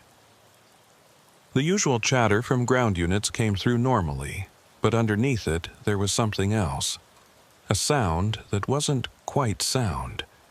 More like pressure, like someone was slowly turning up the bass until you felt it in your chest more than heard it in your ears. You getting that on your headset? I asked. Yeah, interference maybe. There's mining operations south of the border about 60 miles from here. Sometimes their equipment causes problems. But Cody didn't sound convinced by his own explanation. The pressure sound built slowly. My chest started to ache with it. That deep, subsonic throb that makes your lungs feel like they're vibrating. I checked the engine instruments again. Everything still normal. Fuel still locked at 131 gallons. That's when I saw the light, not bright, not like the stories I'd heard from the ground units, the ones who'd seen spheres and gaps and impossible things. This was subtle, just a shimmer in the air about 200 yards ahead of us, like heat distortion but wrong. It pulsed in time with that subsonic pressure sound, visible then not visible, there then not there. Cody, you see, I see it. Maintain heading. Let's see what it does. The shimmer stayed ahead of us, always the same distance, like it was pacing us. We flew toward it for 5 minutes and it never got closer, just hung there in the air, pulsing, distorting the desert beyond it. The fuel gauge ticked down. 1 gallon, 130 now. There, Cody said, pointing at the gauge. It moved. See? Just a malfunction, it's sorting itself out. But I was watching the shimmer, and when the gauge ticked down, the shimmer had pulsed bright at the exact same instant. Like the two events were connected, like something was using our fuel or measuring it, or I don't know what. Another minute passed. The gauge dropped again. 129 gallons. The shimmer pulsed. Cody, the shimmer, it's synchronized with the fuel gauge. He watched, waited. The gauge ticked down to 128. The shimmer pulsed. That's not possible, Cody said quietly. Neither is frozen fuel gauges across redundant systems. We flew on. The gauge continued dropping now, 1 gallon per minute, steady as a metronome.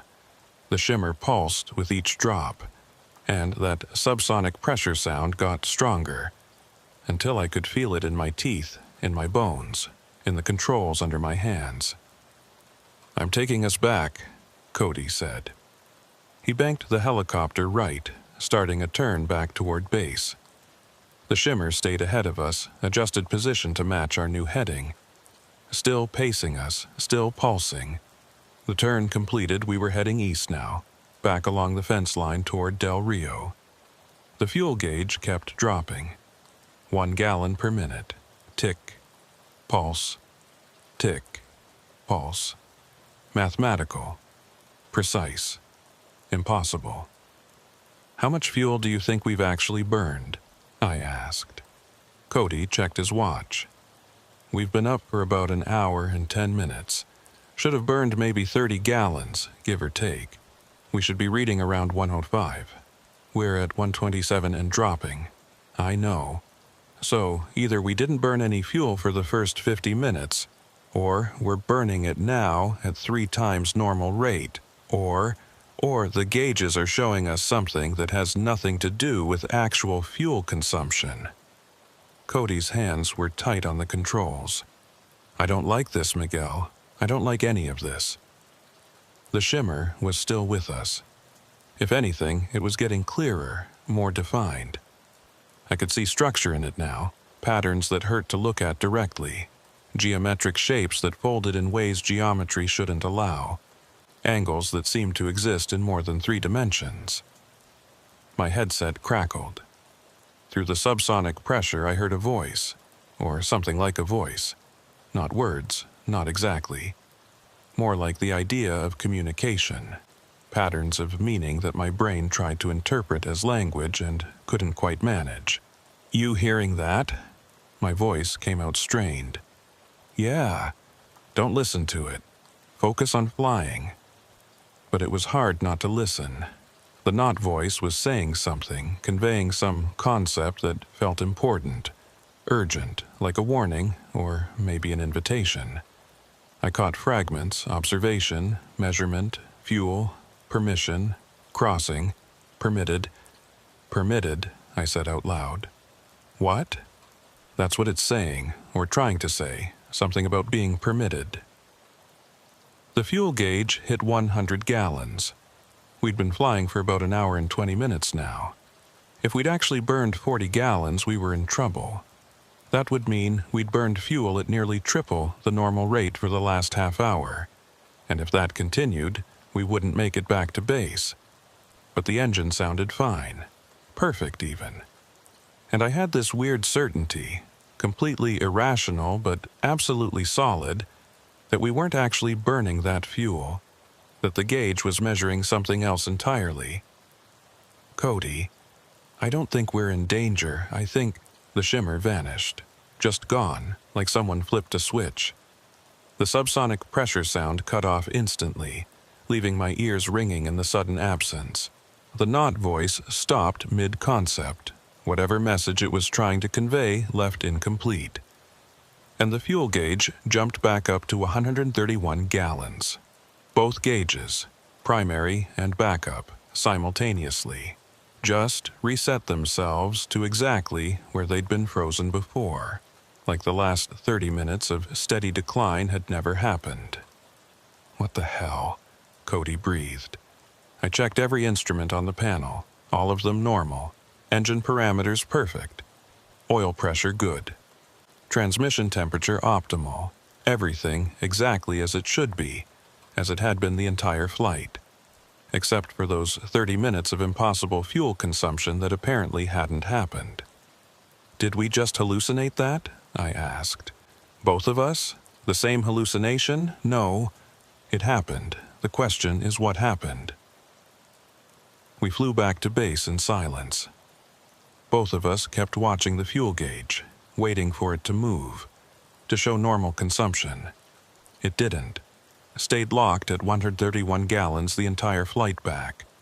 When we landed, 50 minutes later, nearly 2.5 hours total flight time, the gauge still read 131. Cody shut down the engine. We sat there in the settling helicopter, rotors spinning down, dust clearing, neither of us quite ready to get out and face whatever explanation we were supposed to give. "We need to report this," I said. "Report what? That our fuel gauges malfunctioned and then fixed themselves? That we saw a shimmer in the air that might have been heat distortion? That we heard weird sounds on the radio that could have been interference?" Cody pulled off his helmet, ran his hand through sweat-damp hair.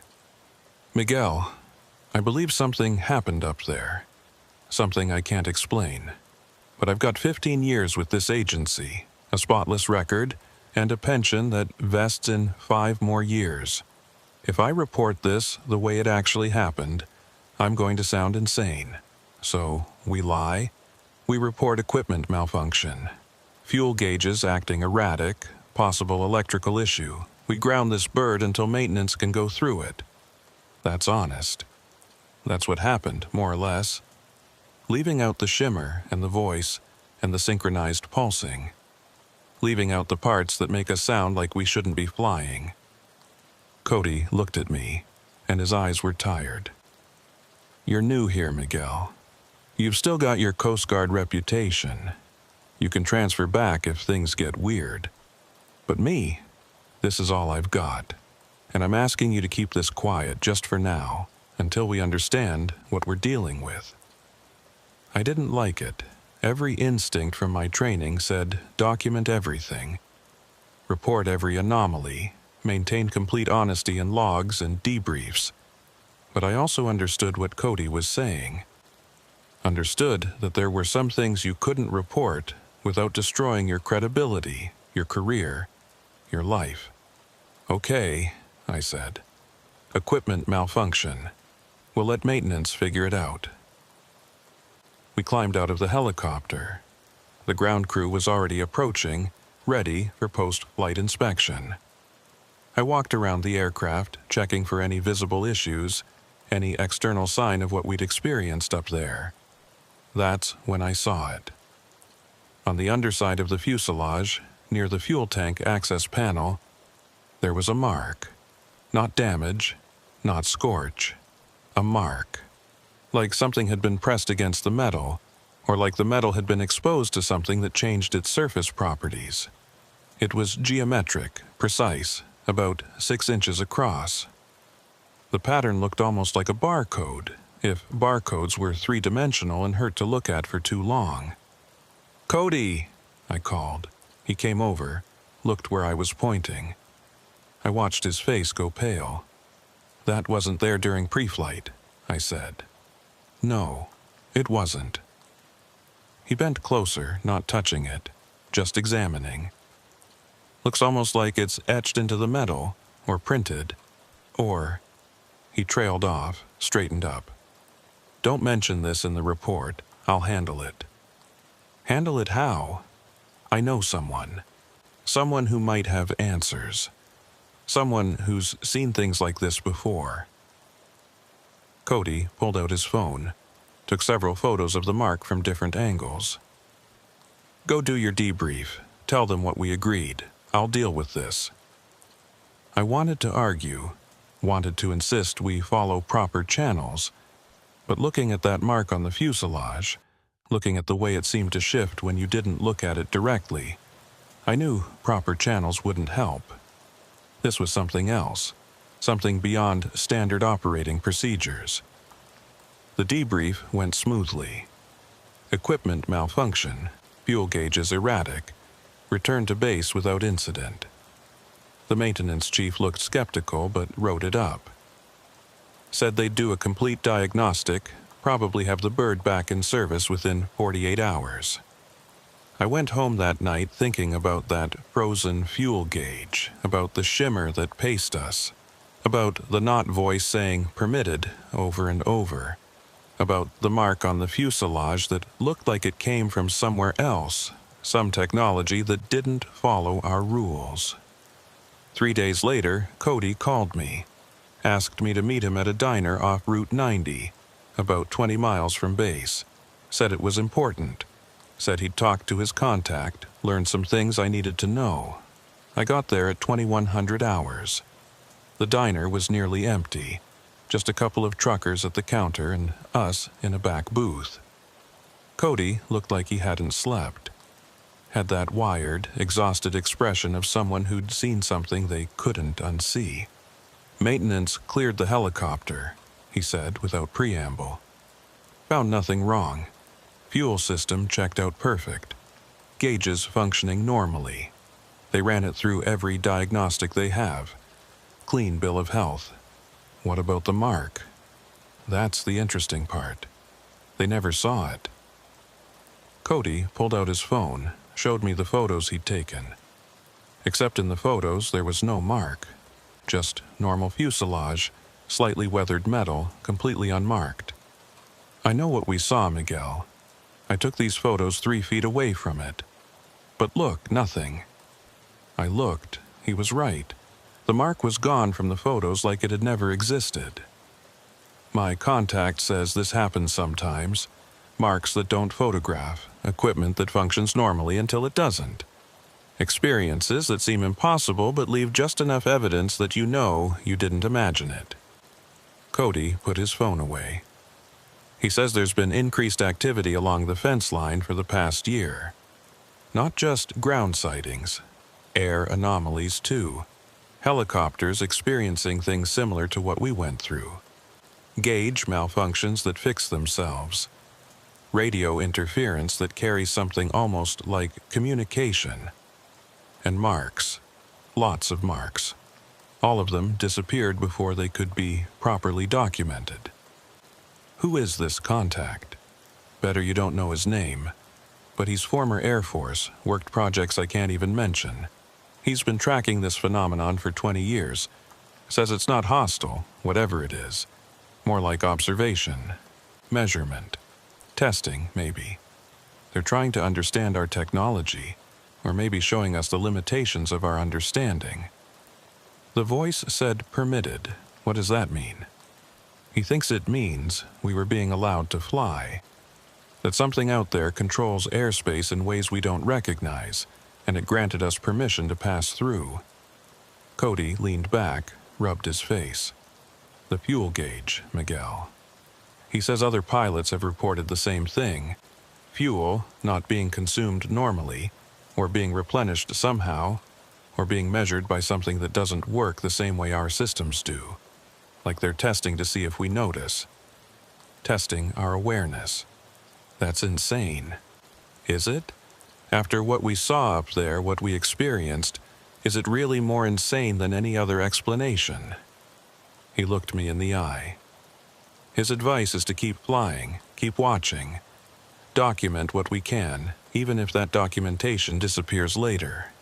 Because whatever's happening, it's not stopping. It's increasing. And eventually enough people will see enough things that the official silence won't be sustainable anymore. I thought about that. About those other pilots experiencing similar impossibilities. About marks that don't photograph and fuel that doesn't burn, and voices that speak in concepts instead of words. Are you going to keep flying? I asked. Yeah, I am. Because I need to understand this. I need to know what's sharing the sky with us. Cody smiled, but it was a weary smile. Besides, if they wanted to hurt us, they could have. We were completely at their mercy up there. They could have dropped us out of the sky or done whatever they wanted. Instead, they just observed, measured, granted permission. That means something.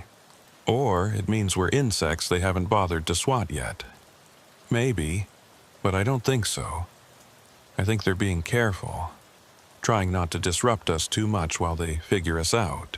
And maybe, just maybe, trying to prepare us for something. I left the diner that night with more questions than answers. Drove back toward Del Rio, thinking about shared sky and granted permission and marks that existed just long enough to be seen, but not long enough to be proven. The next morning, I was back on the flight schedule. Different helicopter, different training route. But I found myself watching the fuel gauge more carefully than before. Watching the air ahead for shimmers. listening to the radio for pressure sounds that weren't quite sounds. And I wondered how many other pilots were doing the same thing. How many of us were flying through airspace we thought we controlled, not realizing we needed permission from something else entirely. My name is Cody Lejeune, and I need to tell you about what happened 2 weeks after Miguel's training flight. By then, I'd convinced myself that the fuel gauge incident was an isolated anomaly, something strange but not necessarily repeatable. I'd filed it away in the growing mental folder labeled Things I've Seen That I Can't Explain, alongside a few other incidents from my 15 years of flying this sector. I should have known better. It was October 17th, night shift, which I normally avoided but couldn't this time due to personnel shortages. We were doing observation runs along the western fence line, me and a ground unit coordinating on suspected crossing activity near mile marker 49. Nothing unusual about the mission. Standard surveillance, thermal imaging, routine patrol. I'd lifted off at 2200 hours. Clear night, temperature down to 68 degrees, wind calm. Maybe 3 knots from the west, barely enough to register. 3/4 moon giving good visibility even without the searchlight. The kind of night where you could see for miles, where every feature of the desert stood out in silver and shadow.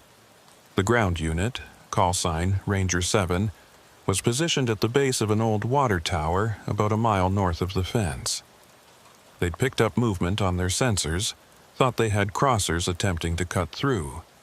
My job was to overfly the area, use the thermal camera to confirm targets and track their movement. Ranger 7, this is Air 1. I'm approaching your position from the east. You still have contact? Air 1, Ranger 7. Negative contact. Lost them about 5 minutes ago near the fence line. Could be hunkered down waiting for us to leave. Copy that. I'll do a sweep. See if we can pick them up on thermal. I dropped altitude to 300 feet. Slow, cruising speed. Thermal camera active and scanning.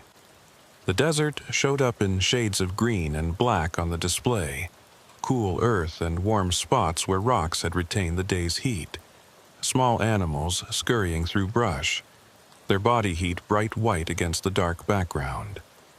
But no human-sized signatures, no one moving or hiding near the fence. That's when I heard it. Wind, strong wind, the sound of it roaring past. The kind of noise you get when you're flying through a storm front or when you've got a door open at speed. Loud enough that I could hear it over the engine noise, over my headset, over everything. But I wasn't flying through wind. My airspeed indicator showed 60 knots ground speed, no turbulence, no crosswind component. The anemometer on the ground unit's position reported 3 knots. The desert below was still. Scrub brush not moving, dust not kicking up, nothing indicating wind. Yet I could hear it. Howling, roaring, like I was standing in a gale. Ranger 7, you guys experiencing any wind down there? Negative, Air 1. It's dead calm. Why? I'm hearing wind noise up here, but I've got no indication of actual wind. Instruments all show calm. Could be something loose on the aircraft. Panel seal, maybe. Creating noise in the airflow. Yeah, maybe. But I didn't think so. The sound wasn't coming from outside the helicopter. It was coming from above. Directly above. Like there was something up there generating wind, projecting it down through the rotor disc and into the cabin. I checked my altitude. 300 feet above ground level. Nothing above me but clear sky and stars.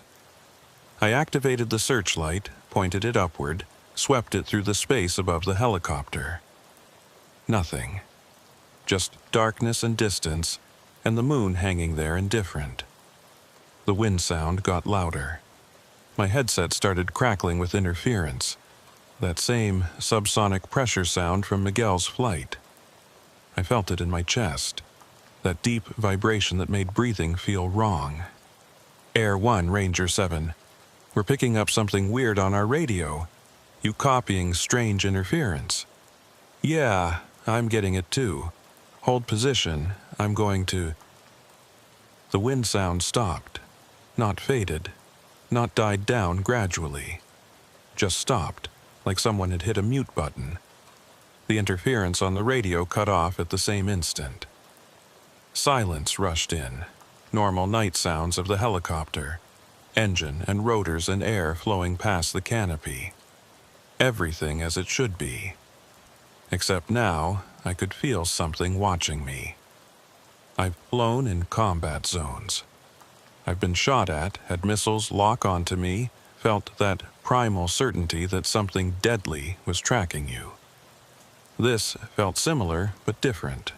Not hostile, not threatening to kill me, just observing, measuring, like I was a specimen under a microscope, and something vast was adjusting the focus. Ranger 7, you still there? Static, no response. Ranger 7, this is Air 1, radio check. More static. My radio was transmitting, I could see the indicator light, but nothing was coming back. Like the signal was being blocked or absorbed or redirected somewhere that wasn't the ground unit. I switched to the backup radio. Same thing. Transmission indicator showing active, but no response. The thermal camera display flickered. For a second, instead of showing the green and black image of the desert below, it showed something else, something I couldn't quite process. Shapes that weren't landscape, patterns that weren't heat signatures, geometry that hurt to look at. Then it snapped back to normal. Desert, rocks, brush, all as it should be. I checked my instruments. All normal. Fuel gauge showing appropriate consumption for the flight time. Engine parameters within acceptable ranges. Nothing wrong except my radio's not receiving, and the lingering certainty that I wasn't alone up here. I decided to head back to base. Whatever surveillance Ranger 7 needed, they'd have to do without air support. Something was wrong, and I'd learned from Miguel's experience that when things got strange, the smart move was to get back on the ground. I banked right, starting the turn back toward Del Rio. The searchlight was still on, pointed slightly downward, illuminating the desert as I turned. That's when I saw them. Shadows on the ground. But wrong. Moving wrong. They flowed across the terrain like liquid, like they weren't attached to anything, weren't cast by anything. They moved against the direction of my searchlight, went up slopes they should have gone down, stretched and compressed in ways shadows don't, and they were all moving toward a single point, converging on the fence line near mile marker 49, exactly where Ranger 7 had lost contact with their suspected crossers. Ranger 7, if you can hear me, you need to move away from the fence line. Something's not right. Static.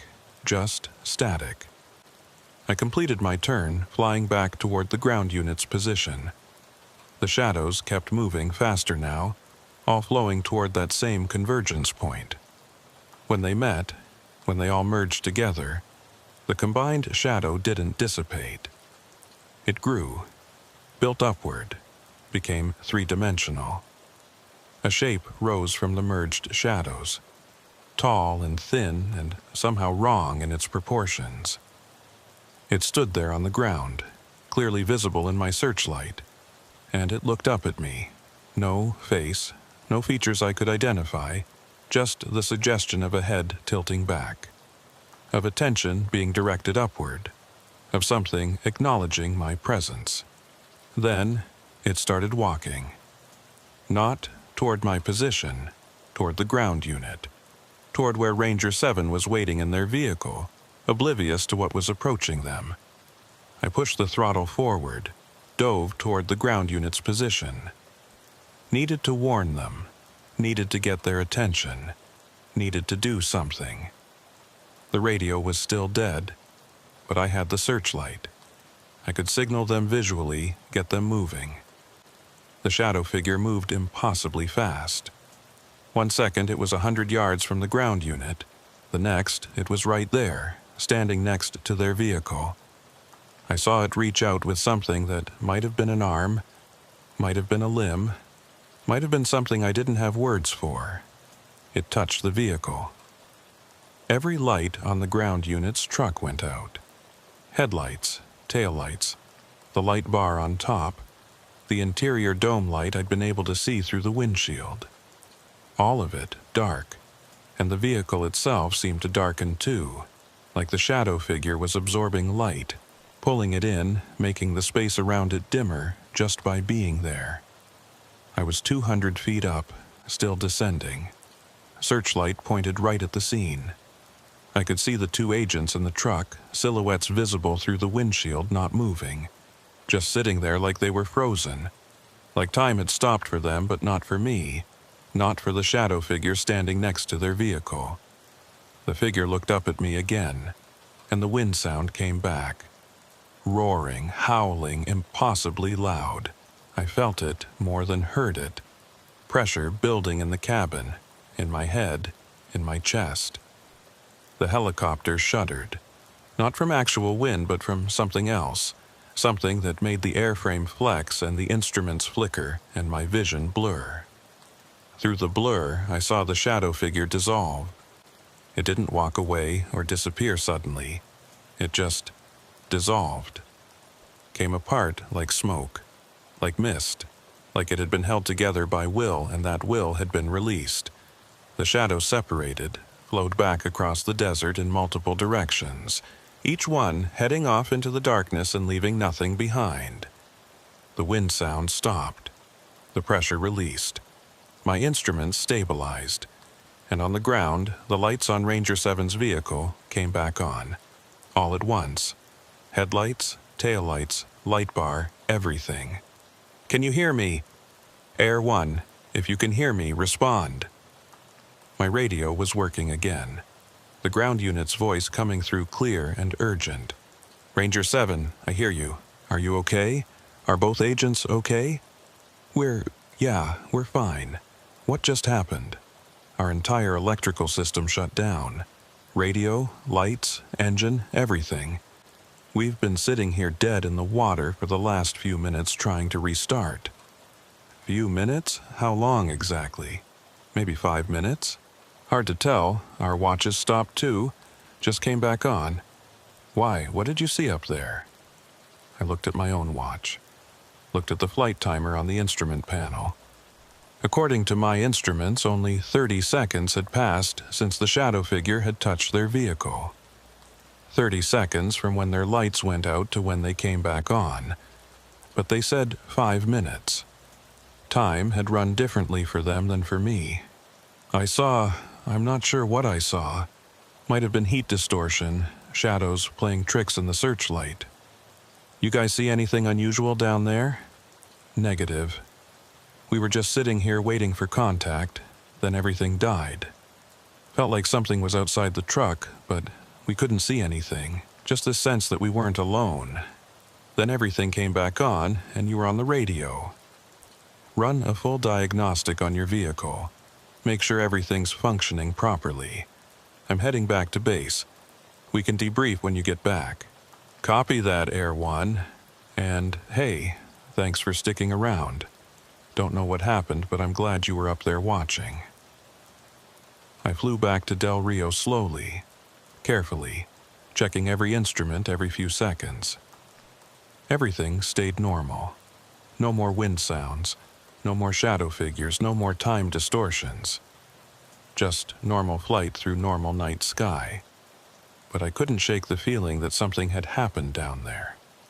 Something significant. The shadow figure had interacted with the ground unit in some way, done something to them or measured them or tested them. And I'd been allowed to watch, permitted to observe, like Miguel's fuel gauge incident. Like whatever was out there wanted us to see, wanted us to know it was there, but wasn't ready for full contact yet. When I landed, the ground crew did their standard post-flight inspection. Found nothing wrong. No damage, no unusual wear. All systems functioning within specifications. I submitted my flight report, mentioned the radio interference and the ground unit's electrical failure, suggested both vehicles needed diagnostic checks. Didn't mention the shadows or the figure or the wind that came from nowhere. But that night, lying in bed trying to sleep, I couldn't stop thinking about it. About the way those shadows had moved, converging with purpose. About the figure that formed from them, impossibly tall and wrong. About the way it had looked up at me, acknowledged my presence, let me watch what it did. And I thought about Miguel's experience with the fuel gauge, with the shimmer that paced him, with the voice saying, "Permitted." Thought about how these incidents were connected, part of a pattern I was only beginning to recognize. 2 days later, Ranger 7's driver, agent I'll call Tom, came to find me, asked if we could talk privately. We went out to the flight line, stood next to one of the grounded helicopters where no one could overhear. "I need to know what you saw," Tom said. No preamble, no small talk. "When our truck died. You were right overhead. You had to have seen something. I saw your lights go out. Saw them come back on, nothing else unusual." The lie felt heavy in my mouth. "Cody, I've been doing this job for 8 years. I know when something's not right, and that night, something was not right." Tom looked around, made sure we were alone. "When the truck died, when everything went dark, I felt something, felt it looking at us. Not through the windows, not with eyes, but looking at us anyway. Looking into us. Like it could see through the metal, through our skin, right down to whatever makes us human." I stayed quiet, let him talk. And I lost time. Not just 5 minutes. More than that. My watch said 5 minutes when it started working again, but I checked my phone after. The phone logged almost 20 minutes of no activity. 20 minutes we were just gone. Sitting in that truck, but not there, not really there. "You told anyone else about this?" "Who would I tell? My supervisor? They'd have me taking psych evals within an hour. But you were there. You saw. And I need to know I'm not crazy. I need to know something really happened." I thought about denying it again. Thought about protecting myself, protecting my career, keeping quiet like I'd told Miguel to do. But looking at Tom's face, seeing the need for confirmation, for validation, for someone to tell him he wasn't losing his mind, I couldn't do it. "Something happened," I said. "I saw something approach your vehicle. Something that looked like shadow but moved like it was alive. It touched your truck and your lights went out. Then it dissolved and your lights came back on." Tom let out a long breath like he'd been holding it for days. "Thank you. Thank you for telling me that. I'm not crazy." "No, you're not crazy. But Tom, you can't talk about this. Not officially. Whatever's happening out here, whoever might be monitoring it, they don't want it widely known. I've heard stories about agents who reported things getting forced out, getting NDAs, losing their pensions. I know. I've heard those stories too. But Cody, if this is happening to us, it's happening to others. And don't we have a responsibility to warn them, to document it, to figure out what the hell these things are and what they want? Maybe, but carefully, very carefully." I thought about Miguel, about the contact who'd briefed me after the fuel gauge incident, about the network of people quietly documenting these experiences. There's a group, people who've seen things, who are trying to understand it. I can put you in touch with them if you want, but it means keeping everything unofficial, off the books, no formal reports, no official documentation. I want in. Whatever this is, I want to understand it. I gave him the contact information.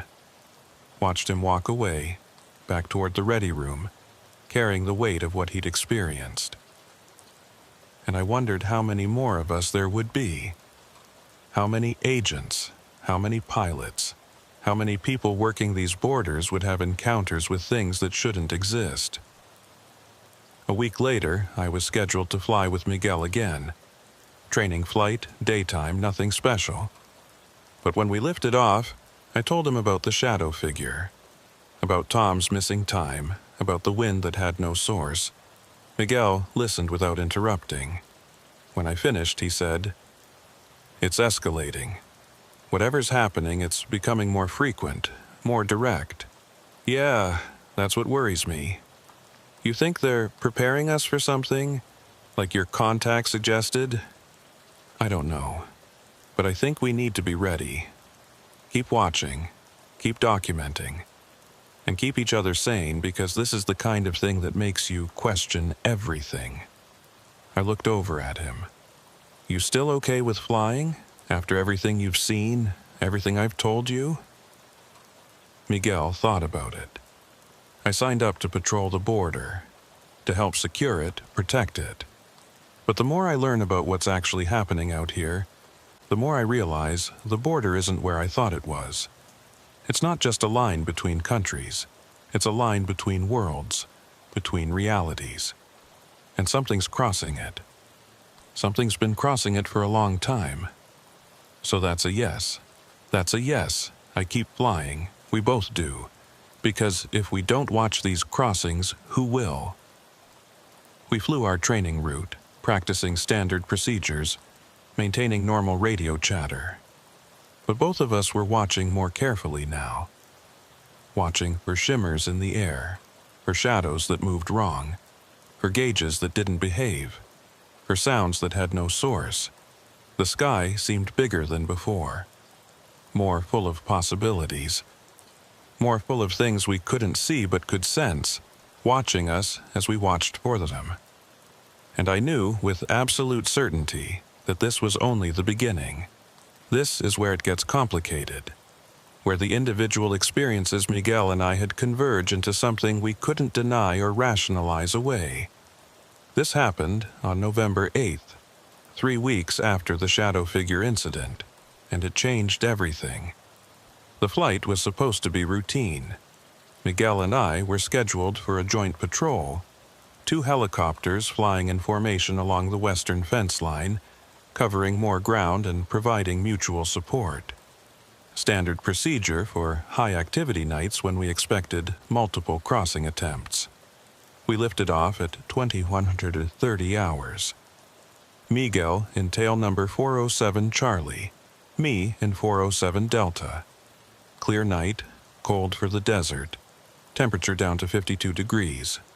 Wind calm, visibility unlimited, perfect flying weather.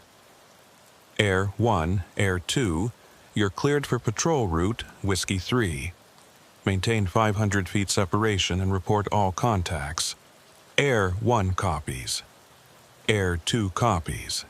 We flew west, 2 helicopters in loose formation, maintaining about 500 feet of lateral separation.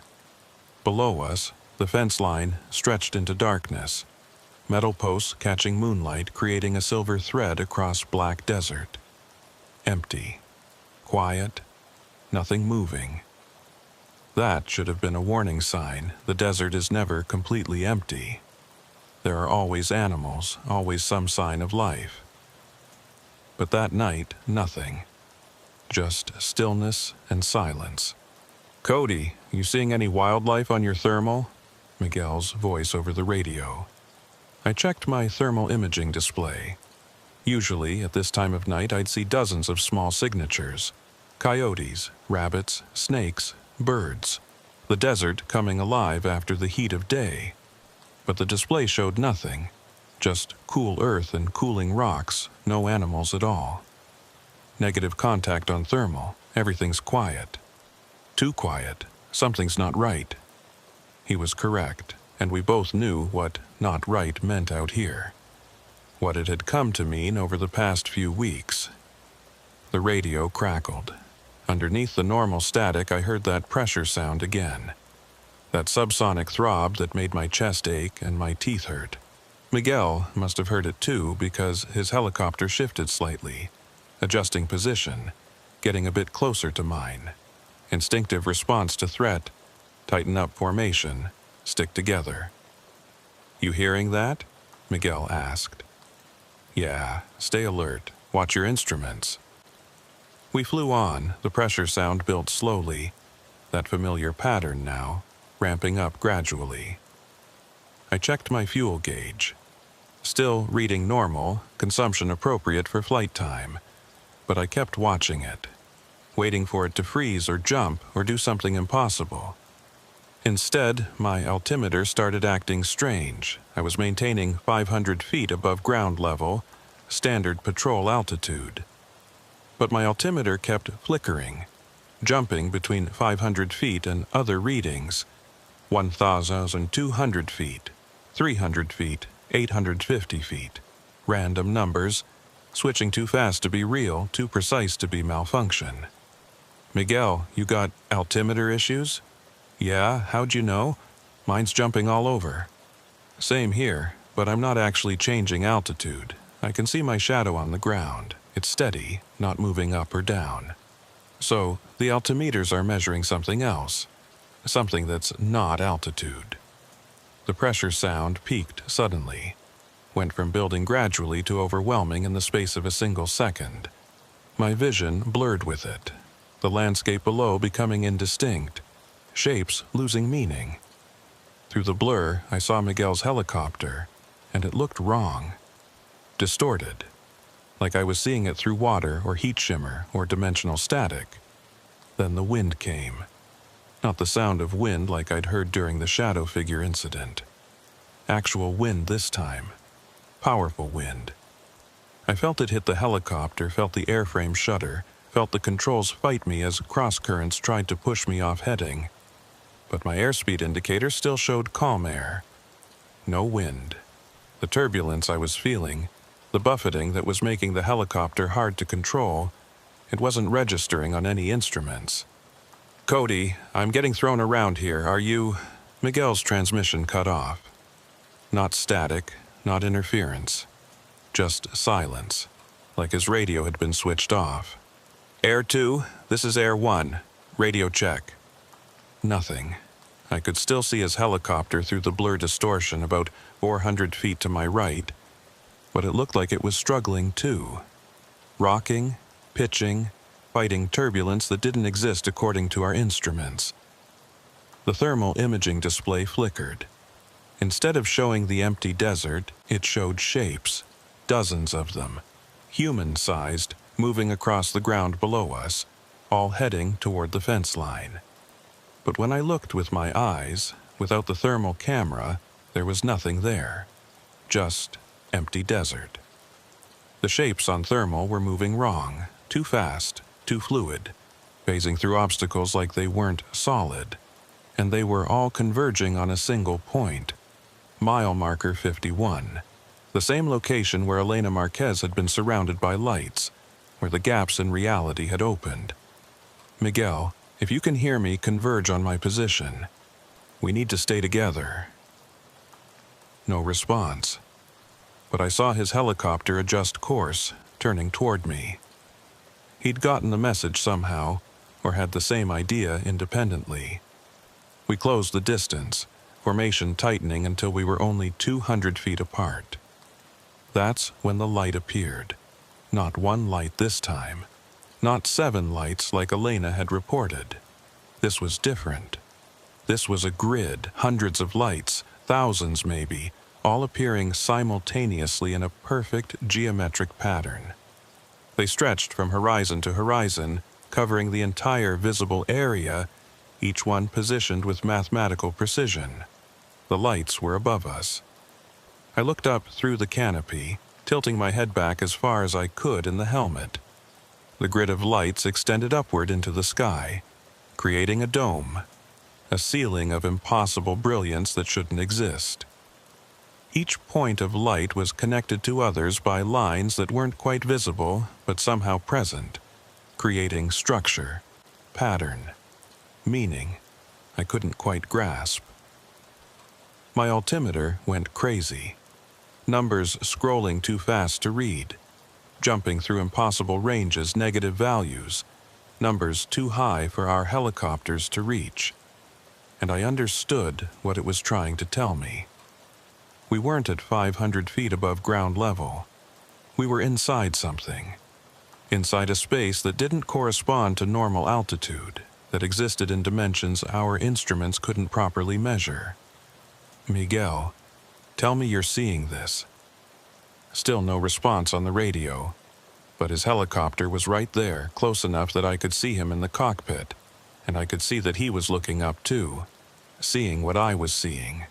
We were both inside this thing, whatever it was, this structure of light that had enclosed us without us realizing when it happened. The turbulence stopped. The pressure, sound stopped. Everything went calm and quiet and still. We were flying through perfectly smooth air, instruments stabilizing, controls responding normally. Except we were inside a dome of impossible light, and our radios weren't working, and the shapes on thermal were still moving below us, converging on mile marker 51. Then the voice came. The same, not quite voice from Miguel's fuel gauge incident. The same concept communication that bypassed ears and language. But this time it was stronger, clearer, impossible to ignore. Observation complete. Measurement recorded. You are permitted to continue. I felt my hands moving on the controls, adjusting heading, changing altitude. But I wasn't controlling them. Something else was. Something that understood how to fly the helicopter better than I did. That moved the controls with precision I couldn't match. Miguel's helicopter moved too, mirroring my movements, both of us being guided toward mile marker 51, toward where all those thermal shapes were converging, toward something that was about to happen, or was already happening, or had always been happening. I couldn't tell which. The fence line below us started changing. The metal posts bent and curved, that same reality warping I'd heard described in other encounters. Gaps opened, windows to somewhere else, revealing desert that wasn't our desert, sky that wasn't our sky. And through those gaps, things were crossing. The shapes from thermal were becoming visible to normal sight, manifesting in our reality, solidifying. They looked like the shadow figure I'd seen, tall and thin and wrong, but these weren't made of shadow. They were made of light, or seemed to be. Semi-transparent, glowing faintly, moving with that same impossible grace. Dozens of them, maybe hundreds, walking through the gaps in the fence, emerging from their world into ours. The barrier thins. The crossing is permitted. You will bear witness, I tried to fight the controls, tried to break free of whatever was guiding the helicopter. Couldn't do it.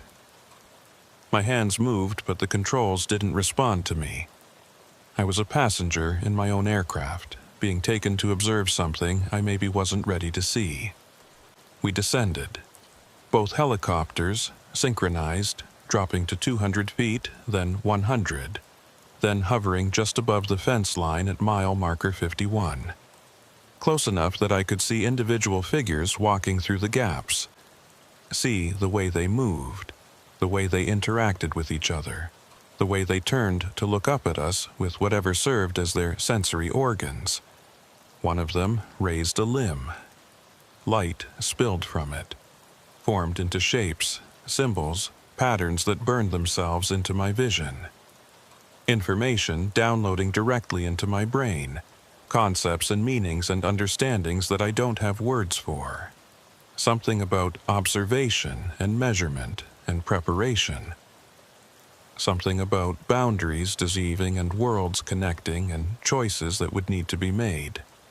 And something about permission, about being granted access, about how we'd been tested and found acceptable, allowed to witness this crossing, trusted with knowledge that most humans weren't ready for. The download ended. The figure lowered its limb.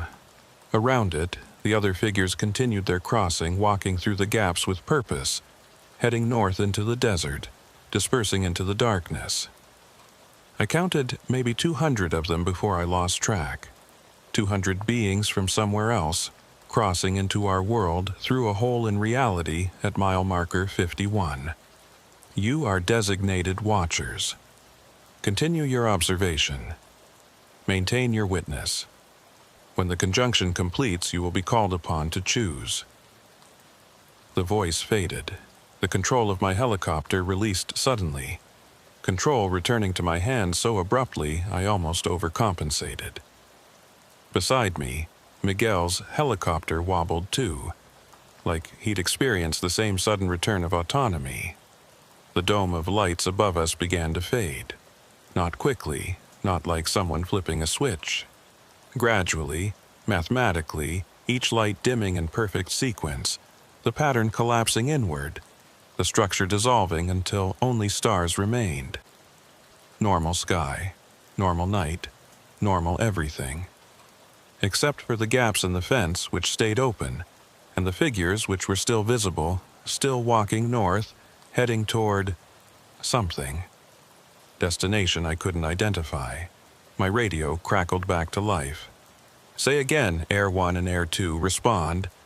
You've been off comms for 14 minutes. Respond immediately or we're launching search and rescue. I checked my watch, checked the flight timer. Both showed that only 3 minutes had passed since we'd lifted off. But dispatch said 14 minutes. Time distortion again.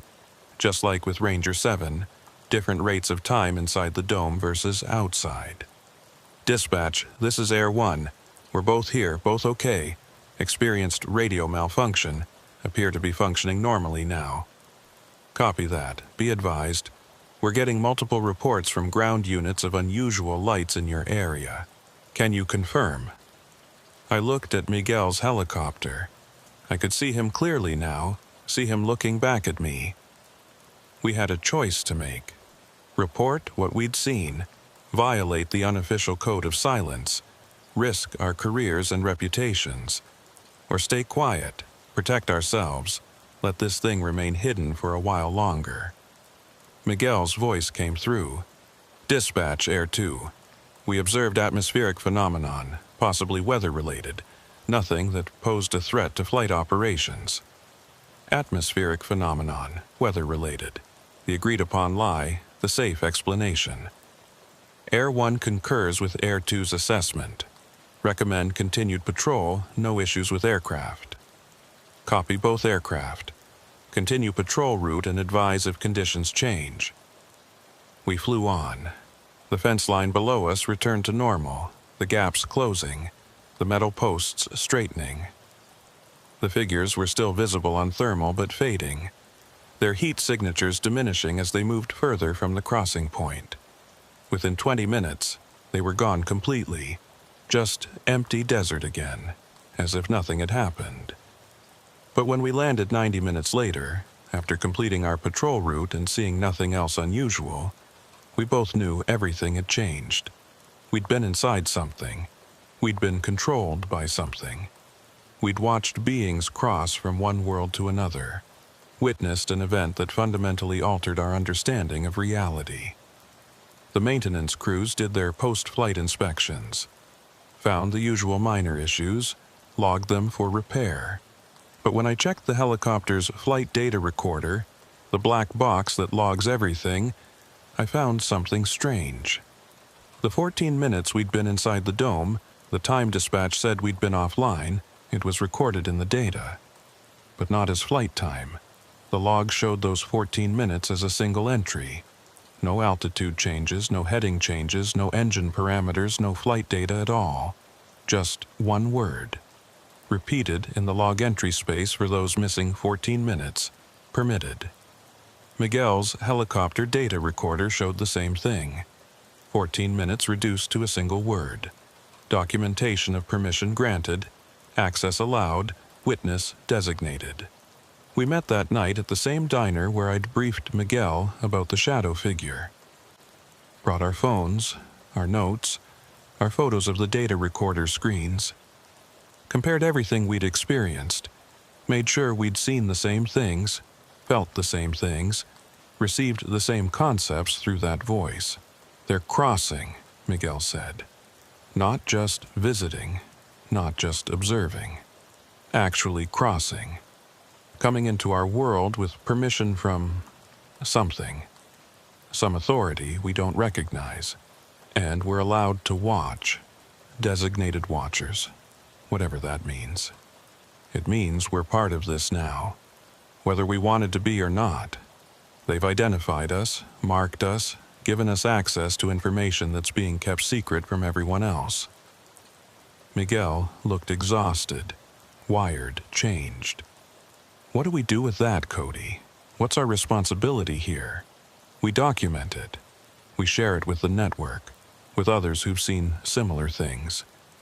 We try to understand what's happening, what they're preparing us for. I thought about that final message, about choice and conjunction. And we get ready, because they said we'd be called upon to choose. When the conjunction completes, when enough people have witnessed enough crossings, when the tipping point is reached.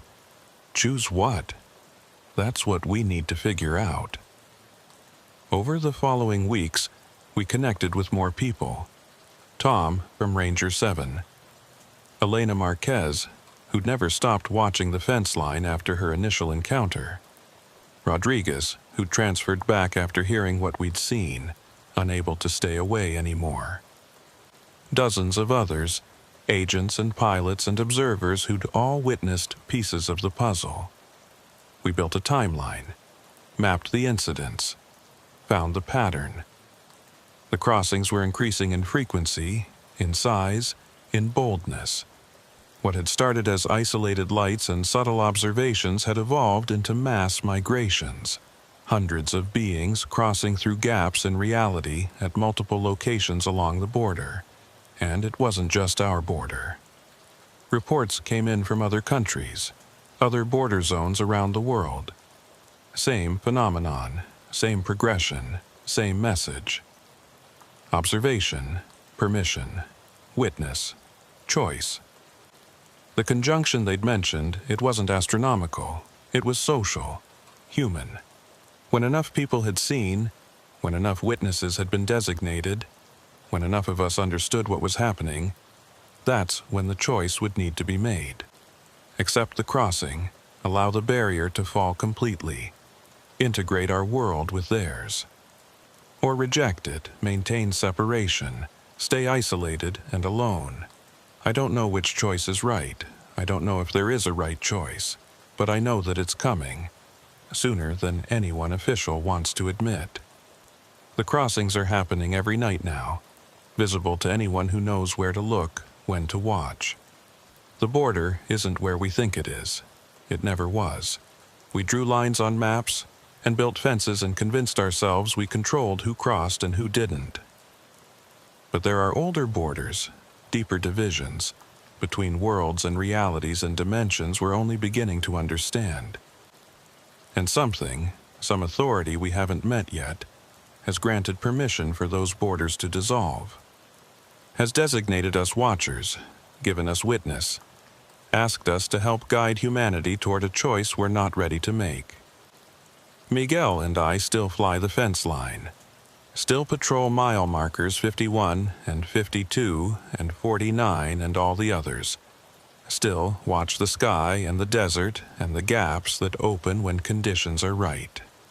We document what we see, share it with others, build an understanding piece by piece, and we wait for the conjunction to complete, for the moment when choice becomes necessary, for the time when the motor that won't break finally stops, when the fuel that never depletes finally runs out, when the wind with no source finally reveals its origin.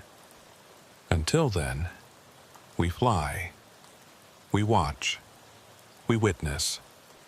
We are permitted to continue.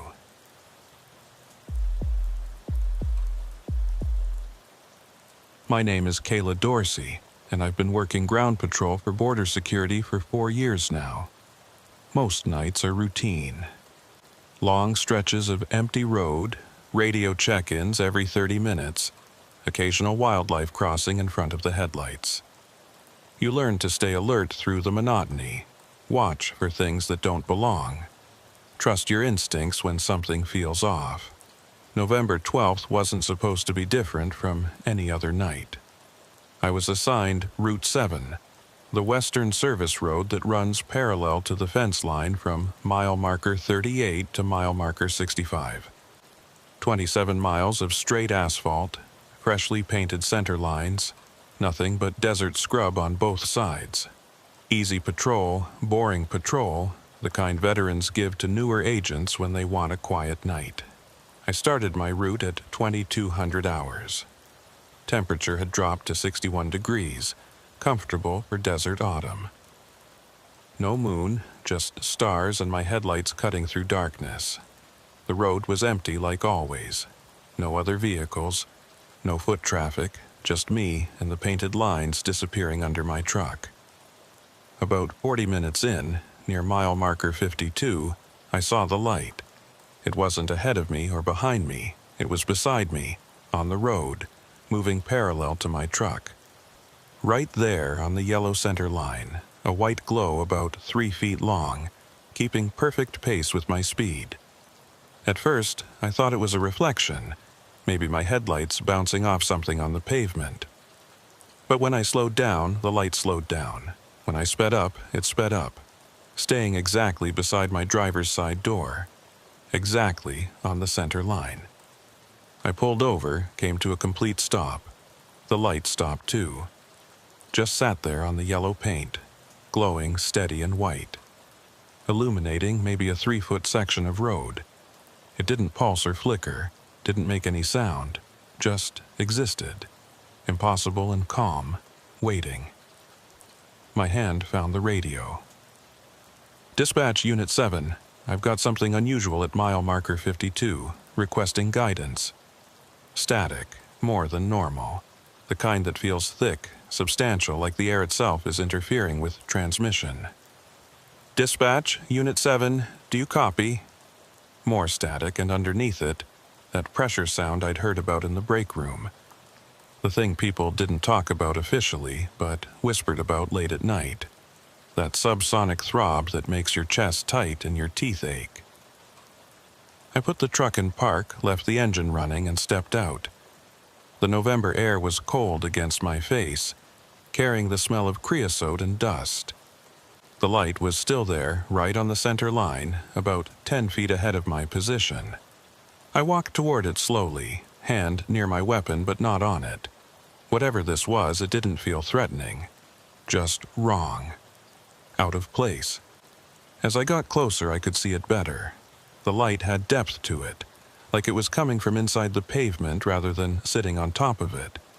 And it was perfectly confined to the yellow paint. Where the line was, the light was. Where the paint ended at the edge, the light ended too. Sharp boundaries, exact borders, like the light understood what a road marking meant. I crouched down next to it, close enough to touch if I wanted.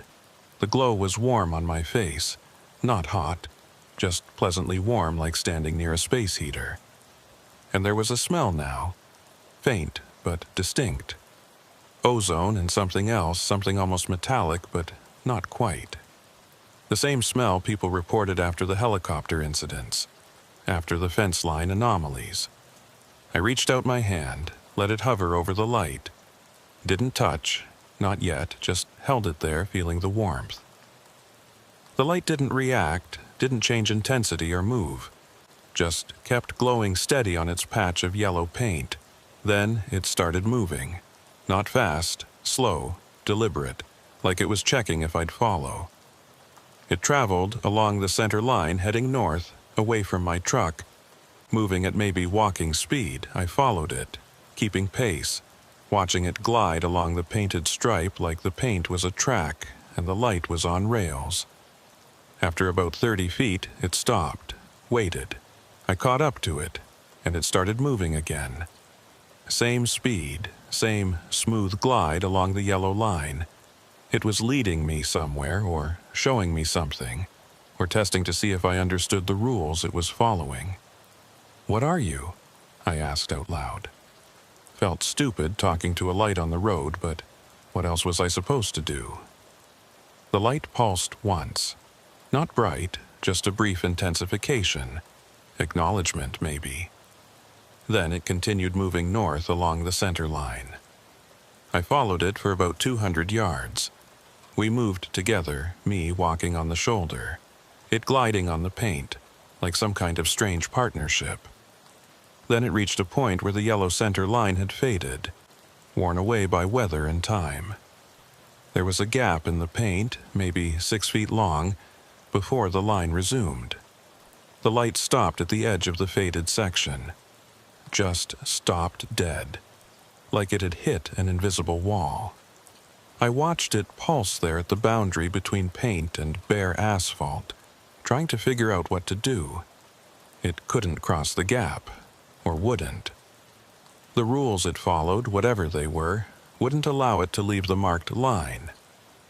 After maybe 30 seconds of pulsing at the boundary, the light turned around, rotated 180 degrees on the spot, and started heading back south, back toward my truck, following the center line in reverse.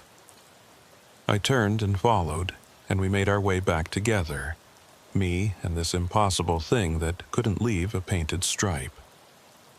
When we reached my truck, the light stopped again, positioned itself right next to the driver's door, exactly where it had been when I first saw it. Then it just waited, like it was asking permission or expecting me to do something. I got back in the truck, put it in drive, checked my mirrors. The light was still there beside me, visible through the driver's window, steady on the center line. I started driving. The light moved with me, maintaining perfect position alongside the truck. We drove north together, me at 35 miles per hour, it matching my speed exactly, gliding along that yellow paint like it was the only thing in the world that mattered. Dispatch, Unit 7, radio check. Unit 7, we read you now. You went offline for about 8 minutes. Everything okay? 8 minutes. I'd been out of the truck following that light for at least 20. Time distortion, just like the other incidents. Different rates of time for people experiencing the phenomenon versus people outside it. Yeah, I'm good. Just some radio interference. Continuing patrol. I didn't mention the light. Couldn't mention it. How do you explain that you're being escorted by a glow on the road that obeys painted lines? They'd have me in for evaluation before the shift ended. We continued north, the light and me, passing mile marker 53, then 54. The service road was straight here, perfect asphalt with fresh paint, yellow center line bright and unbroken. The light seemed content, if that's a word you can use for a light, flowing along its track without hesitation. Then we reached mile marker 55 and the road curved. Not sharp, just a gentle bend to follow the fence line as it adjusted course. The yellow center line curved with the road, and the light curved with the line. Perfect tracking, exact following, never leaving the paint even for an instant. But here's what made my skin crawl. My truck had to slow down for the curve, basic physics. But the light didn't slow down the same way. It adjusted its speed to stay beside me, but the acceleration and deceleration were wrong. Instant, mathematical, like it wasn't affected by inertia or momentum. It just decided to be at the correct speed, and was. "You're not from here," I said to it, to the light, to whatever intelligence or mechanism was controlling it. "You're following our rules, but you don't understand why they exist. You just know they're rules." The light pulsed twice. Acknowledgement? Agreement? I couldn't tell. We drove on. The road straightened out again after the curve, and I sped back up to 40 miles per hour. The light matched me instantly. No lag, no acceleration time. Just adjusted to match my speed like speed was a setting it could dial to whatever it needed. At mile marker 58, something changed. The desert on both sides of the road started feeling different. Not empty anymore. I couldn't see anything, couldn't point to anything specific, but the sense of being watched was overwhelming. Multiple observers, all around, hidden in the darkness beyond my headlights. The light beside me pulsed faster now, regular rhythm, almost like a heartbeat. And I realized it wasn't alone. There were others out there in the desert, just not visible to me. The light on the road was the only one I could see because it was following my rules, staying on my painted line, making itself visible within my framework of understanding. But the others, they were out there following their own rules, existing in spaces I couldn't perceive. And they were watching, measuring, recording this interaction between one of their kind and one of mine. My radio crackled. Through the static came that pressure sound again, but underneath it I could hear something else. Not a voice, not exactly. More like rhythmic interference, patterns in the noise that felt almost like communication. The light pulsed in time with the patterns, synchronized, connected. "If you're trying to talk to me," I said, "I can't understand. I don't have the equipment, or the biology, or whatever it takes to process what you're sending." The pattern stopped. The light's pulsing slowed, became irregular like it was thinking. Then it started moving again, still alongside my truck, but now it was doing something different. As it moved along the yellow line, it left a trail. Not physical, not paint or substance, but a faint afterimage that hung in the air for a few seconds before fading. And the afterimage formed shapes, geometric patterns, mathematical precision, symbols I didn't recognize, but that felt significant. Language, maybe. Notation. Information encoded in light and space and time. I wanted to stop, wanted to photograph it or record it or do something to document what I was seeing.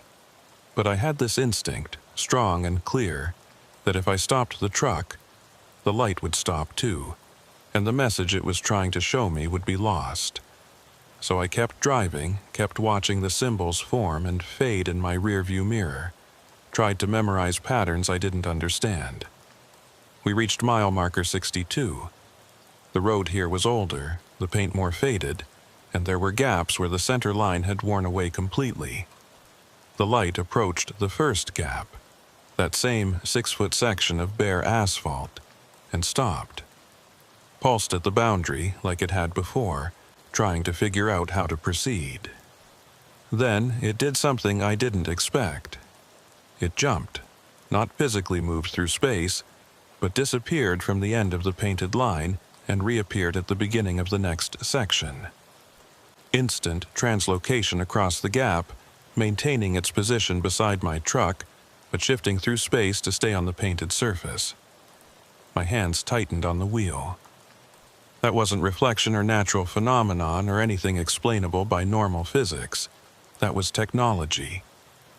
Intelligence. Something that understood boundaries and worked within them even when that meant bending reality to do so. 3 more gaps in the paint, 3 more instantaneous jumps. Each time, the light vanished from one end and appeared at the other, never touching the unpainted road, never leaving its prescribed track.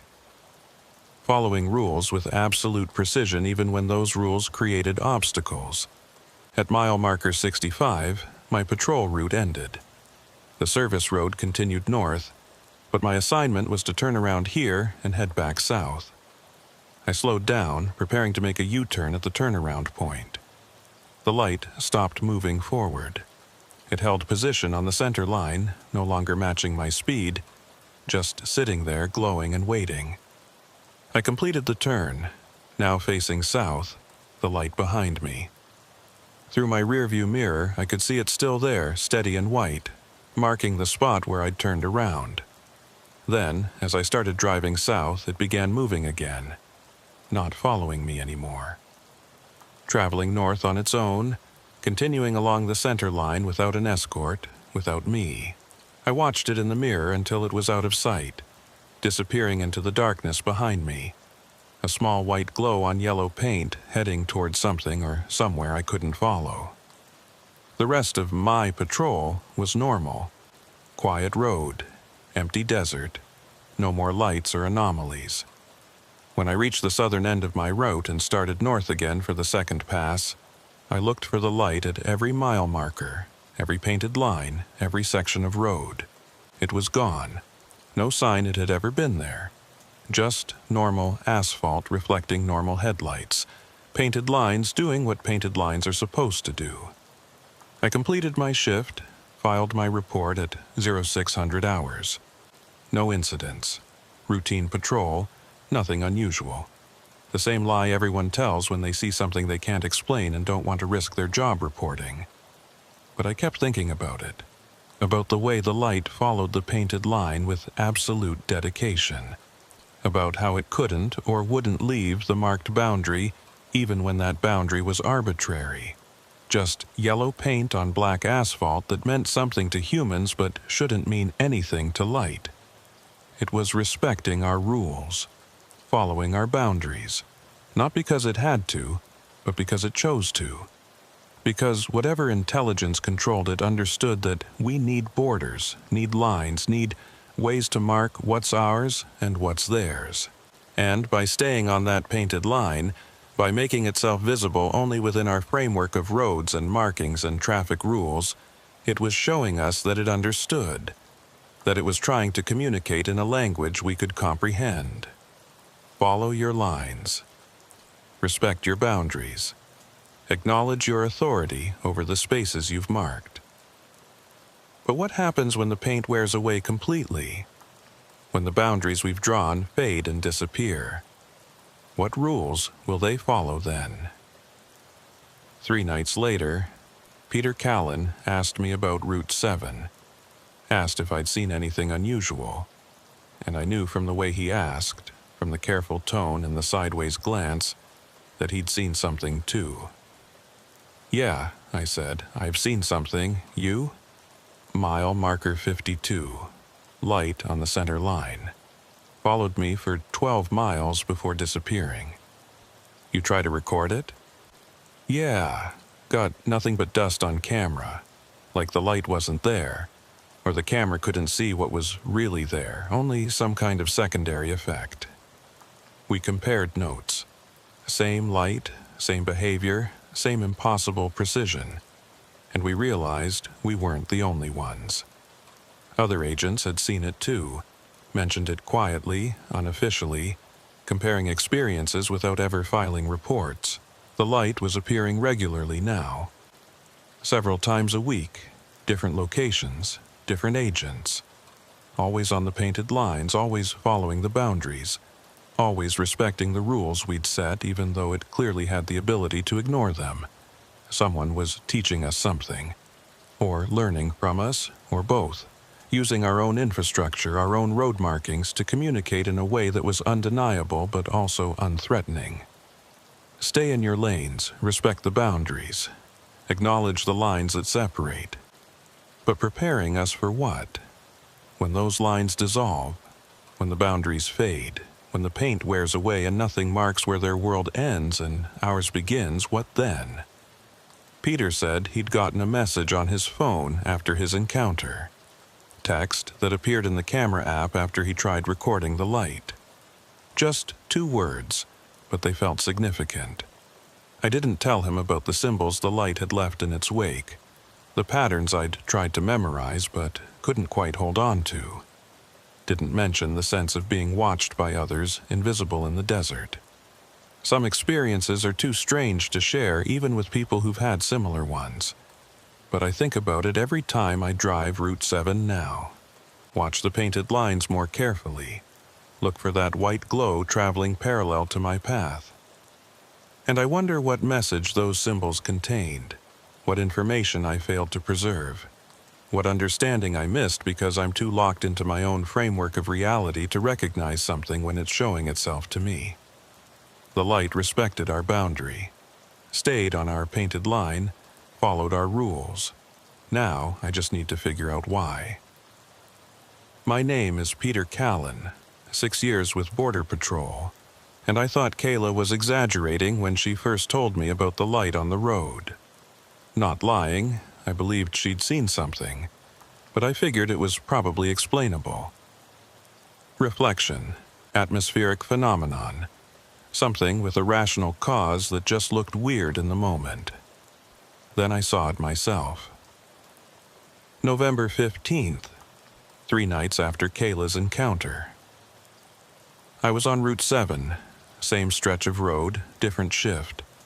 Starting my patrol at 2300 hours, clear night. Temperature around 58 degrees. Everything normal, everything routine. Mile marker 47, about 30 minutes into patrol, that's when it appeared. Same white glow Kayla described, same position on the yellow center line, same perfect tracking of my vehicle speed. I saw it in my peripheral vision first, just a brightness that shouldn't be there. And when I turned to look directly at it, there it was, impossible and real. My first instinct was to document it. I'm that guy, the one who always has his phone ready, who takes pictures of everything unusual. If something's happening, I want evidence. Want to be able to prove later that I wasn't imagining things. I grabbed my phone from the center console, one hand on the wheel, keeping the truck steady at 30 miles per hour. Held the phone up to the driver's window, pointed the camera at the light beside me on the road. Hit record. The screen showed the road, the painted center line, my headlights illuminating asphalt, but no light, no white glow traveling beside me, just normal road, normal paint, nothing unusual. Come on, I muttered, adjusting the angle, trying different positions. The light was right there, bright enough to see clearly, bright enough to cast faint illumination on the inside of my door. But the camera wasn't picking it up at all. Then I noticed something else on the screen. Dust. Or something like dust. Little bright particles floating in the air above the center line, moving in patterns that didn't match wind or vehicle motion. They sparkled like embers, like tiny electrical discharges, like something was exciting the air molecules and making them visible to the camera, even though the main light source wasn't registering. I zoomed in on the sparking dust. The patterns were complex, organized, moving in spirals and geometric formations that felt too precise to be random. Like the dust was responding to something, being controlled by something, creating secondary effects even though the primary cause was invisible to the camera. So you exist in a frequency the camera can't capture, I said to the light. But you disturb things the camera can see, leave traces in the air. The light pulsed. The dust on the screen went crazy for a second, sparked bright and fierce, then settled back into its organized patterns. I kept recording, kept driving, watching the phone screen instead of the actual light now. The dust trail showed me things I couldn't see with my eyes alone. Shows me structure in the light, layers of effect, waves of something propagating outward from the source but constrained to the boundaries of the painted line. At mile marker 49, the road crossed a cattle guard, one of those grid metal things set into the pavement to keep livestock from crossing. The painted center line went right over it, continuous yellow stripe on black metal bars. The light approached the cattle guard and I tensed, wondering what it would do. Would it jump like Kayla described? Would it follow the paint across the metal? Would it stop completely? It flowed across, smooth and uninterrupted, following the yellow paint over the gaps between metal bars, existing on paint that was on metal that was over empty space, not caring about the discontinuity. The rules it followed were about marked boundaries, not about physical surface. Where the paint was, the light could be, regardless of what was underneath. On my phone screen, the dust went wild at the cattle guard, sparked and swirled in the gaps between bars, like something was pouring through from underneath, from some other space that existed below the road. The light stayed calm and controlled on the surface, but below, through those gaps, I could see chaos, energy, or matter, or something streaming up from depth, interacting with our reality through the spaces we'd created in our infrastructure. Jesus, I breathed, nearly dropping the phone. The light pulsed faster. The dust on screen crystallized into a pattern, held for 3 seconds, then dispersed. I managed to hit the screenshot button, capture that one moment of organized structure, before it dissolved back into chaos. We crossed the cattle guard, moved back onto solid road, and the dust settled down. The light continued its steady glow beside me, unperturbed, following its yellow striped track like nothing unusual had happened. I checked the screenshot I'd captured. The pattern looked almost mathematical, like an equation or formula expressed in spatial arrangement. Numbers. Coordinates. I couldn't read it, didn't have the framework to understand it, but it clearly meant something. Mile marker 52, same spot where Kayla had stopped and walked toward the light. I slowed down, considering whether to do the same, but before I could decide, my phone screen changed. The camera app was still running, still recording the dust and the road. But now, text started appearing overlaid on the image. Not typed, not displayed like normal phone text. More like it was being written directly onto the screen, letter by letter, words forming in real time. Observer acknowledged. I almost drove off the road. My hands jerked on the wheel, and the truck swerved slightly before I got it back under control. The light stayed steady beside me, perfect tracking even during my moment of panic. Recording permitted. "Who are you?" I asked out loud. "What are you?" The text didn't respond to my questions, just continued appearing, measured and deliberate. Boundary respected. Your lines, your rules, your authority recognized. My throat was dry. I wanted to stop, wanted to pull over and really process what was happening, but I had this sense that stopping would break something. The light had stayed beside me because I'd kept moving, kept following the road's flow. If I stopped, it might disappear, and this chance to understand might be lost. Intersection approaching. Decision point. I looked ahead. About half a mile north, I could see where Route 7 intersected with Ranch Road 14. The service road continued straight north, but Ranch Road crossed it east-west. Painted lines meeting, merging, creating choices. "What decision?" I asked. The phone screen cleared. The text disappeared. For a moment, there was just the camera view. The dust sparking above the center line. The road flowing past in the headlights. Then, new text appeared. Which path? Which boundary? Which rule to follow? The intersection was getting closer. I realized what it was asking. The light followed painted lines, but at an intersection, lines split, branch, offer choices. How would it decide which line to follow? Would it choose? Would it ask me? Would it split somehow, follow multiple paths? "I'm going straight through," I said. "Continuing north on Route 7. That's my patrol route, that's the boundary I'm assigned to watch." Boundary assigned. Assignment acknowledged. Quarter mile to the intersection now. The light was pulsing steadily, that rhythmic heartbeat pattern Kayla had mentioned. On my phone screen, the dust had organized into something that looked almost like an arrow, pointing forward, indicating straight ahead. I approached the intersection, maintained my speed. No turn signal because I wasn't turning. The truck crossed through the intersection, tires thumping over the painted lines of Ranch Road 14, continuing north on Route 7. The light followed me, stayed on the Route 7 center line, flowing straight through the intersection, ignoring the branching options of the crossing road.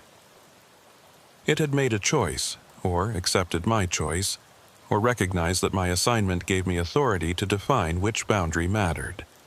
The phone screen pulsed bright for a second. New text appeared, just 2 words this time. Boundary respected. Then the text faded. The camera app stayed open, still recording, but no more messages appeared. Just dust sparking above the center line, the light glowing beside me, the road continuing north into darkness. I drove for another 20 minutes, the light maintaining position, the dust creating patterns I recorded but couldn't interpret. At mile marker 58, the same spot where Kayla reported feeling watched, the light began to fade. Not suddenly, not like it was leaving. More like it was diffusing, spreading out along the painted line, becoming less concentrated until it was indistinguishable from normal reflectivity. The dust on the phone screen settled, stopped sparking, became just normal air. I stopped recording, checked the file. 43 minutes of footage, several gigabytes of data. Proof that something had happened even if the something itself wasn't directly visible. I opened the screenshot I'd taken at the cattle guard, the pattern in the dust. Zoomed in, studied it, tried to find meaning in the arrangement of sparks and swirls. It looked familiar somehow, like I'd seen similar patterns before but couldn't remember where. Then I remembered the helicopter incidents. Miguel and Cody's reports, the documents they'd shared through the network, the mark on the helicopter fuselage, the patterns that appeared and disappeared. This was similar, not identical, but related. Same mathematical precision, same geometric complexity, same sense of information encoded in spatial arrangement. They were marking things, or teaching us, or testing to see if we could recognize patterns, identify meaning, understand communication that didn't use words or sounds or any method we typically associated with intelligence. I finished my patrol route, drove back to base, transferred the phone footage to my laptop before I filed my report. Routine patrol, no incidents, nothing unusual. The lie was becoming easier every time I told it. But later that night, at home, I went through the footage frame by frame. Isolated every moment where the dust formed coherent patterns. Found 17 distinct configurations, each one held for exactly 3 seconds before dissolving into the next. 17 patterns. 17 what? Letters? Numbers? Concepts? I couldn't decode them, didn't have the key to unlock what they meant. But I could share them with others who'd seen similar things, compare them to other patterns, build a database of these visual messages. I emailed the screenshots to the network. Within 2 hours, I had responses. Rodriguez recognized 3 of the patterns from his encounter at mile marker 47 4 months ago. Elena Marquez identified 2 others from fence line observations. Miguel noted similarities between my dust patterns and symbols that had appeared during the helicopter dome incident. We were building a language reference, slowly, carefully, comparing notes across different encounters, different phenomena, different manifestations. They were speaking to us, but in a dialect so alien that we needed months or years of exposure just to recognize that communication was happening, let alone understand what was being communicated. A week later, Kayla and I were assigned to patrol Route 7 together. 2 vehicles, convoy formation, mutual support for a night when intelligence suggested high crossing activity. We drove the route from south to north, maintaining radio contact, professional and focused. At mile marker 52, the light appeared on both our center lines simultaneously. One beside her truck, one beside mine, perfectly synchronized, moving in formation like we were being escorted by honor guard. "Peter, you seeing this?" Kayla's voice on the radio, steady but with an edge of tension. "Yeah, 2 lights, same behavior as before. I'm recording." "Same. Let's maintain speed, see what happens." We drove north together. 2 border patrol vehicles, 2 impossible lights, empty desert stretching away on all sides. The lights stayed in position, glowing steady, following the painted lines with absolute precision. At mile marker 58, where both Kayla and I had felt watched during our individual encounters, the lights began to pulse in synchronization. Same rhythm, same intensity variations, perfectly coordinated. And the desert around us, the darkness beyond our headlights, seemed to grow deeper, more present. Like we were driving through space that was occupied by things we couldn't see. My phone buzzed. I grabbed it, glanced at the screen while keeping most of my attention on the road. The camera app had opened by itself, started recording automatically, and text was appearing again. 2 observers, 2 boundaries, parallel paths. Kayla, you getting text on your phone? Yeah, how is it doing that? The app's not even open on mine, but text is appearing on the home screen. Convergence point ahead. Demonstration prepared. Mile marker 62, where the paint had gaps, where my light had jumped across discontinuities during my first encounter. I remembered Kayla saying her light had struggled with gaps, pulsed at the boundaries trying to figure out how to proceed. What kind of demonstration?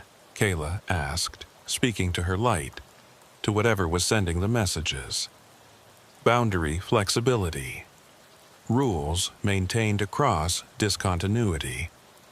Understanding through observation. We approached the first gap in the paint, that 6-foot section of bare asphalt where weather and time had worn away the center line. Both lights stopped at the edges of their respective painted sections, held position while our trucks continued forward. Then they jumped. Both simultaneously, instantaneous translocation from the end of one painted segment to the beginning of the next.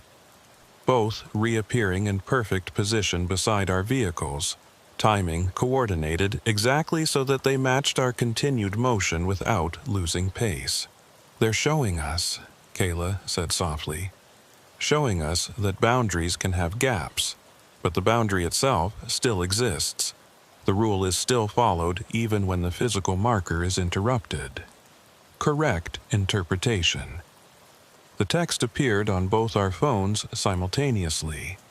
They were listening to us, monitoring our communications, understanding our language even as they tried to teach us theirs. More gaps ahead.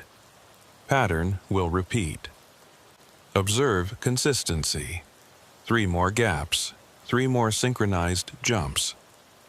Each time, both lights vanished and reappeared in perfect coordination, maintaining position, following rules, respecting boundaries even when those boundaries were incomplete. At mile marker 65, our patrol route ended.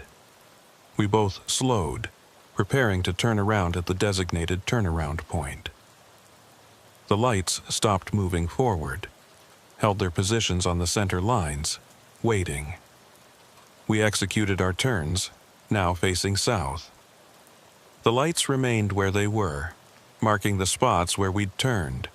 2 white glows on yellow paint in otherwise empty darkness. Should we go back to them? Kayla asked. No, I think they're done showing us what they wanted to show us. Let's head south, see if they follow or stay. We drove south. The lights stayed at mile marker 65, visible in our rearview mirrors, growing smaller with distance but not moving, not following. Content to remain at the boundary of our patrol route, marking the limit of where we were assigned to go. After about half a mile, my phone buzzed again. Final message appearing on the screen. Demonstration complete. Boundary respected. Assignment ends here. Authorities acknowledged. Then nothing. The app closed itself, returned to home screen. I checked Kayla's status on the radio. My app just shut down. You? Same. I think they're done with us for tonight. We completed our return route, watching for the lights at every mile marker, every painted line. They didn't reappear. Just normal road, normal paint, normal patrol. When we reached the southern end of Route 7, we stopped, parked our trucks side by side, and compared the recordings we'd made.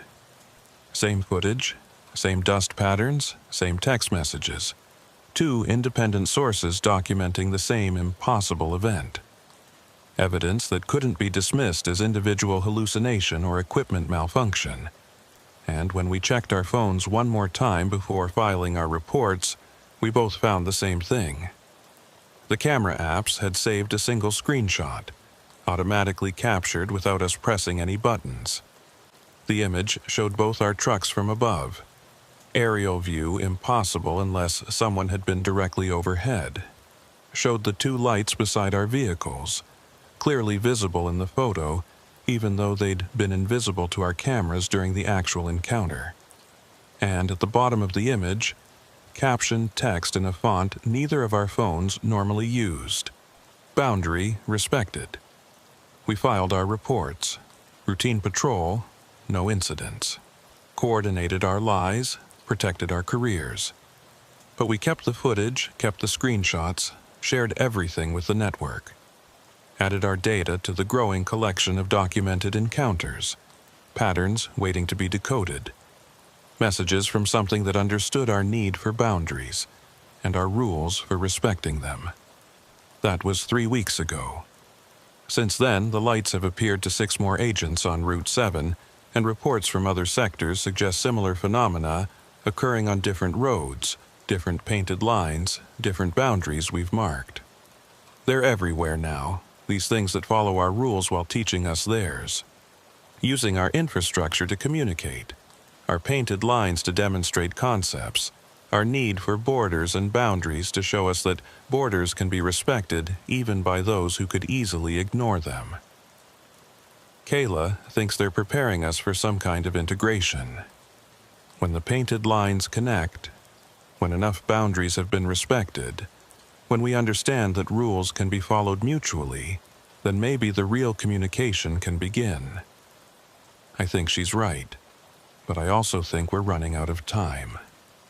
The demonstrations are becoming more frequent, more complex, more direct, like they're teaching us faster because there's a deadline approaching. A conjunction, a convergence point where decisions will need to be made. And when that moment comes, I hope we've learned the lessons they're trying to teach. Hope we understand that respecting boundaries goes both ways. Hope we're ready to acknowledge authorities that don't match our own, but are no less valid. The light stayed on the road, followed the painted line, respected the boundary we'd marked.